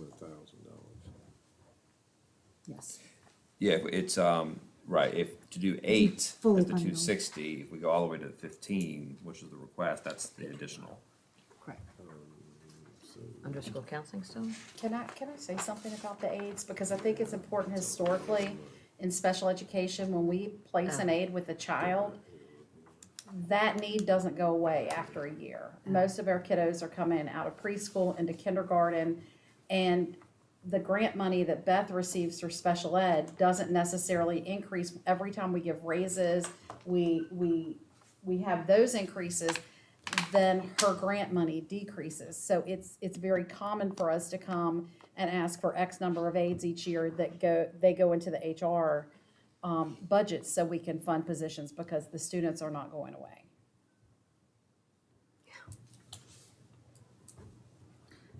So the next line item on there is MANT training. We did fund some MANT training last year when we got the final Chapter 1 budget. But looking at their spending in the current year, they do think another 20,000 is necessary because they've already spent more than what we allocated last year. For MANT training, they've got to pay for materials, they've got to pay for train the trainer, and they also pay to bring all of the teachers up here for the training. And so it's a very large. Behavioral management, can you explain? It's a management? regulation that teachers are trained, and anyone, certain people in every building, they have to be trained. This came in effect a few years ago, and it's another unfunded mandate by the state. So that de-escalation? Yes, it's de-escalation strategies, It's a focuses on continuum. dignity and Continuing, respect, okay. but also helps teachers to stay safe when you do have an aggressive or violent child. So how did you fund that last year? Some through. Grant? We just need more training, like it's. Oh, okay, sorry, I get it. Dr. Increase. Harmon covered it within her budget when that came to be a few years ago, but what has happened is it's not, anything she spends has to be related specifically to special ed. These are teachers who might not be special ed teachers, so we're trying to balance that out by having a line item. We shuffled and made do, but that can't be always funded from her grant because it's not necessarily special education. All the principals have to be trained. Okay, Yeah, initially, special education has done MANT forever and ever, right? And so their folks have always trained special ed folks in MANT. And then, 2 or 3 years ago, VDOE came down and said, thou shalt train all administrators in MANT now. Thou shalt train all these teachers that have this duty. And so our population of who we have to train went from this to this. And we've had additional funds for the past few years to be able to cover some of these costs and to shuffle in-house, but we're losing those funds now. gotcha, okay. What's the total that we spend on that? Now, this is just a $20,000 increase ask, correct? A lot more. We have a trainer in every school. I can get you, I don't have that off the top of my head. The funds are being paid to do what? You have to send, anyone who's a trainer, they have to go to a week-long training with the program facilitators. Then we pay our MANT instructors who are in our schools or at central office to teach the classes. It's 12 to 16 hours to take the MANT class. And even with this funding, we're at this point, there are no funds dedicated to paying teachers to do this program after school hours.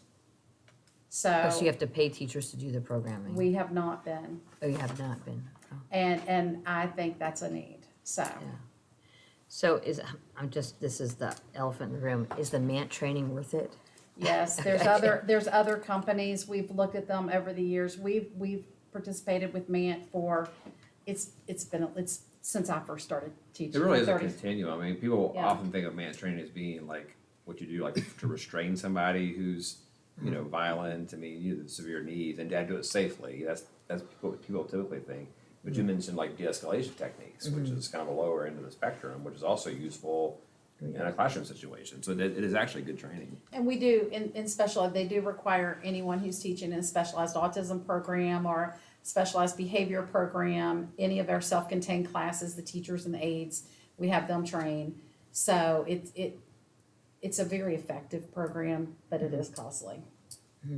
And has anybody looked at any other programs, just out of Yes. curiosity, because Yes. it's so expensive? We have, and they are all expensive. And they're all expensive? Yes. And this is online training as well? It's not, is it in person and There's, online? I believe there's an online portion that they can do, but every person you train, you have to buy a license for them to be trained, just like you do with first aid and CPR. Okay, all right.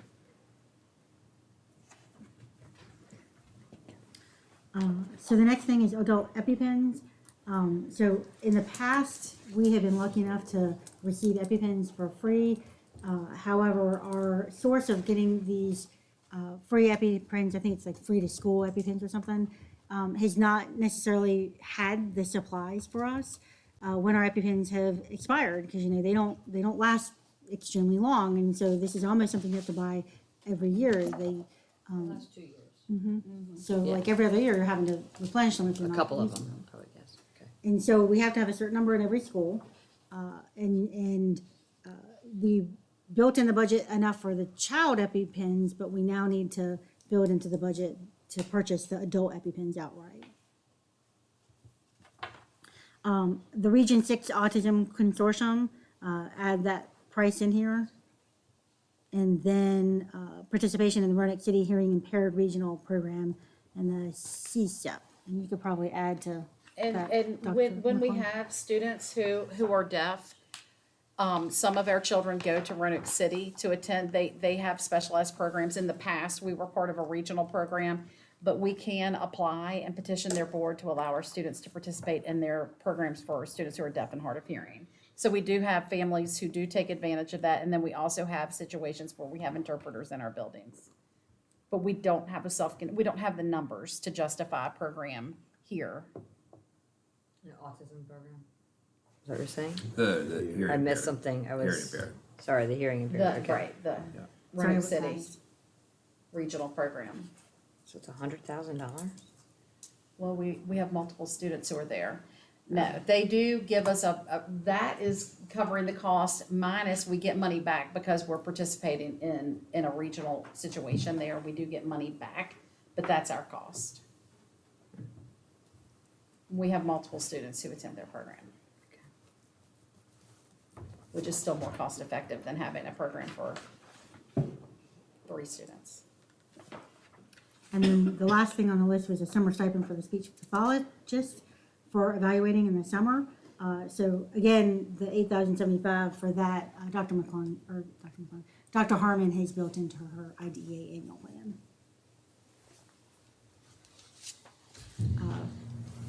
Moving on to elementary instruction. In the priority request list, we have adding 1 ELL teacher so that we can meet SOQ requirements. Additional costs for summer school, and when we look at these additional costs for summer school, we're not thinking summer school of in a couple of months, we're thinking summer school a year and a couple months out. So that's a little bit of ways. Additional costs for interpreting services, additional costs for the library database, spelling bee materials, and art materials. And those interpreting services there are not the hard of hearing, that's for like EL families.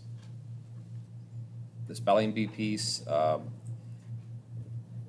they used to be funded by the Roanoke Times at one point. You have to pay an entry fee for students to enter. And so it's actually, in order for them to start at the school level, you actually have to pay the fee. And then we have, of course, the district one, right? But that's for the fee, maybe some price or whatever. It's for scripts, yeah. So if the one kid goes on to the national, anyway, I say that out loud because it floors me that we have to pay, that amount of money to do it, but I'm not suggesting we eliminate the spelling bee. I'll leave that up to the board to, if you wanted to make that Oh, call. no, we're gonna make you recommend that. So I think somebody should call the Roanoke Times, Chuck, and tell them to fund that. Yeah, Chuck. Good idea, Cheryl. Let's talk later on that one. Okay.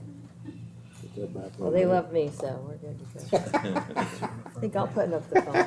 That could be on the front, maybe just take a picture. No, they'd figure out how Cheryl to- funds. Yeah, they'd the figure out how spelling to bee. make that Yeah, happen. Roanoke. Moving into secondary instruction, so here's the 375,000 for dual enrollment that we added in revenue. This is the expenditure side. Increasing their summer school by 12,000. They asked for 10,000 for instrument repairs, 5,000 for band and choral uniforms. And just to let you know, they have funded band and choir uniforms since 1972. They have a schedule. We've set aside $20,000 a year between 1972 and 2022. And in 23, we increased it to 25,000. So right now we're setting aside 25,000, and this additional 5 will give 30,000. They do an alternating schedule. So one year it's marching band, and the next year it's choir, because choir is not going to spend as much, but whatever is left over from not having as high of a cost for choir, then we'll go to the stay for marching band the following year. So we carry those funds over, and then the supervisor of music also has a schedule of which school is next for when they get it. And so that is a very thoughtful process to purchase all of the uniforms. An additional 2,000 for the summer residential governor's school tuition. Again, same as the elementary side, increasing their library database, the spelling bee, and art materials. Moving on to assessment and research, adding 1 elementary gifted specialist for $72,195. And then, so tutor.com is included in our ESER grant. That ends September of 2024. And so we can pay for a quarter of the year out of that grant, but the remaining money we'll have to pick up in the general fund for that program. And there were 2 options, one just for grades 9 through 12 and the other for grades 6 through 12. And the cost for the 6 through 12 was $101,250. On that, like, in terms of how good that's working. Yeah, Mr. Williams, who's not here with us, has that data, so you can come back and share it. That'd be great if we Yeah, can have that before we it varies decide. from place to place, school to school. I think Northside Middle School, I think is use it pretty well. I remember him saying, or I actually seen some of the numbers, but it kind of varies. I would love But to see that is it. that is that just-in-time tutoring program, kind of like the homework hotline. That's what that Right, is. yeah, I would love to see those numbers before we commit to that, just to Yeah. make sure that it is. I'll get him to bring that on Monday. Great. So moving into career and technical ed, I won't read through the whole slide, but all of these are classroom consumables that just have an inflationary percentage applied to them that will help our teachers out. Any questions? Trying to speed this up for you. Facilities and operations, adding an HVAC technician for aging equipment. That's always a high need for them. We put in the first ad column. There's been a request to have 5 14-passenger school buses for our smaller athletic teams. We would, in hopes, get 1 at every high school so that we could help provide transportation for those smaller teams. But we did put that in the first add back column. We did not want to put that in the fleet fund because our fleet is already beyond a 15-year life at this point. And so we do want to make some headrows into purchasing our regular buses with the fleet fund money before replacing these types of buses and activity buses. And those are those multi-use vehicles that do not require a CDL license. We do quite a bit of research in identifying such a thing. Thank you. BCAT has Nice. one, and I think they're great. Hopefully we can do that if we can get the more state money like we're anticipating. Well, and I would like to mention, it's not just for sports teams, it's for Sure. smaller, Be like a deck yearbook staff, trip or, absolutely. yearbook or whatever. I mean, it's just very, very useful. And unlike Glenver, a lot of people we don't have the CDLs. A lot of the coaches don't have that. Teachers, Glenver, for some reason, Yeah. has all these CDLs. prepared. I know, you are prepared. The other thing that happens with these teams, like let's just use tennis as an example, a regular bus could come back and take them, but then they have to wait till they finish their bus run, which just puts it later starting those matches. And so I'm just using that as an example. That's Well, you the need reason. someone to drive that extra bus, right? In addition to that, though. These. No, I'm sick of the large school Oh, buses. yeah, you pay the driver to do it, but it's just, the reason the schools don't like to do that is because of the delay and, In play, yeah. yeah, especially if they're traveling. These passenger vans, I'm assuming we'd have a lot more students that would go to BCAT, but I'm thinking they could kind of serve a dual purpose, but I guess that wouldn't be near big enough to Well, BCAT has one transport some of already. these kids. Yeah, they Right. do, and the schools can But actually. I'm thinking these could also, Oh, yeah, like in yeah. the day, when they're Sure. not being used in their, Yeah, there's lots of things I think they could use them for. I like it. I think it's a great thing to have. So you have that, though, as a first ad. Right. The next item is, this will be something we'll have to bring you back to you on Monday for the costing. We have a policy where we follow the IRS regulations, and individuals who receive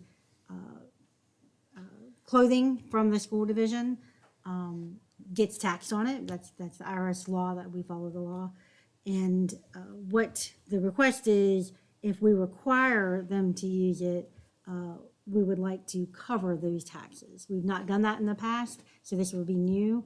I do want to be very clear that this would only be for our maintenance folks and garage folks and for our nutrition folks who are required, would be required to wear. Some of them already are, but some of them are not yet. And the thought is maybe to make it a requirement for them to wear this uniform. But we wanted to get this policy and this stipend in place before making that a requirement, if you will. This would not necessarily apply to coaches who receive, because they're not required. This is part of an employee's job for this stipend. So we're trying to save the employee taxes on buying a shirt Yes. to work in a cafeteria, perhaps. Yeah, we don't think that's gonna be a big amount. I mean, that's not, can't be that much money. No, and so there's a big price differential, so we'll probably have to bring two stipends to you. One for the nutrition workers, because they obviously only get like 5 shirts, and they have. We can't get a tax write-off on that to begin with, or something like that, no? It's considered. It's considered a taxable fringe benefit. Oh, Weird IRS rule.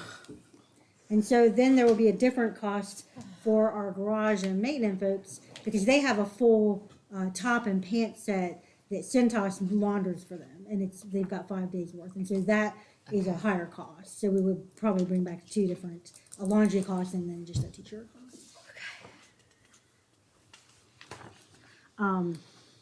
The next under the priority request would be to convert one of the lot attendants to a camera technician. He currently does all of the work with the bus cameras, and so it would just be realigning his position to what he's doing. And the first add back would be adding a special education route manager in that department. I mean, currently they have a route manager, but they would like to add a second one with the special education, because it's gotten very complicated, and there's a lot more unique needs every year, every day, something different and new that they're facing.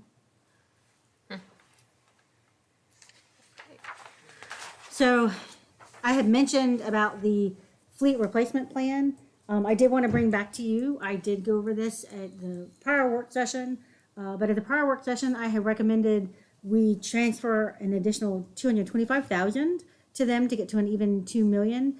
However, and we based the prices off of good quotes. It's off of what we paid for in the current year for our buses.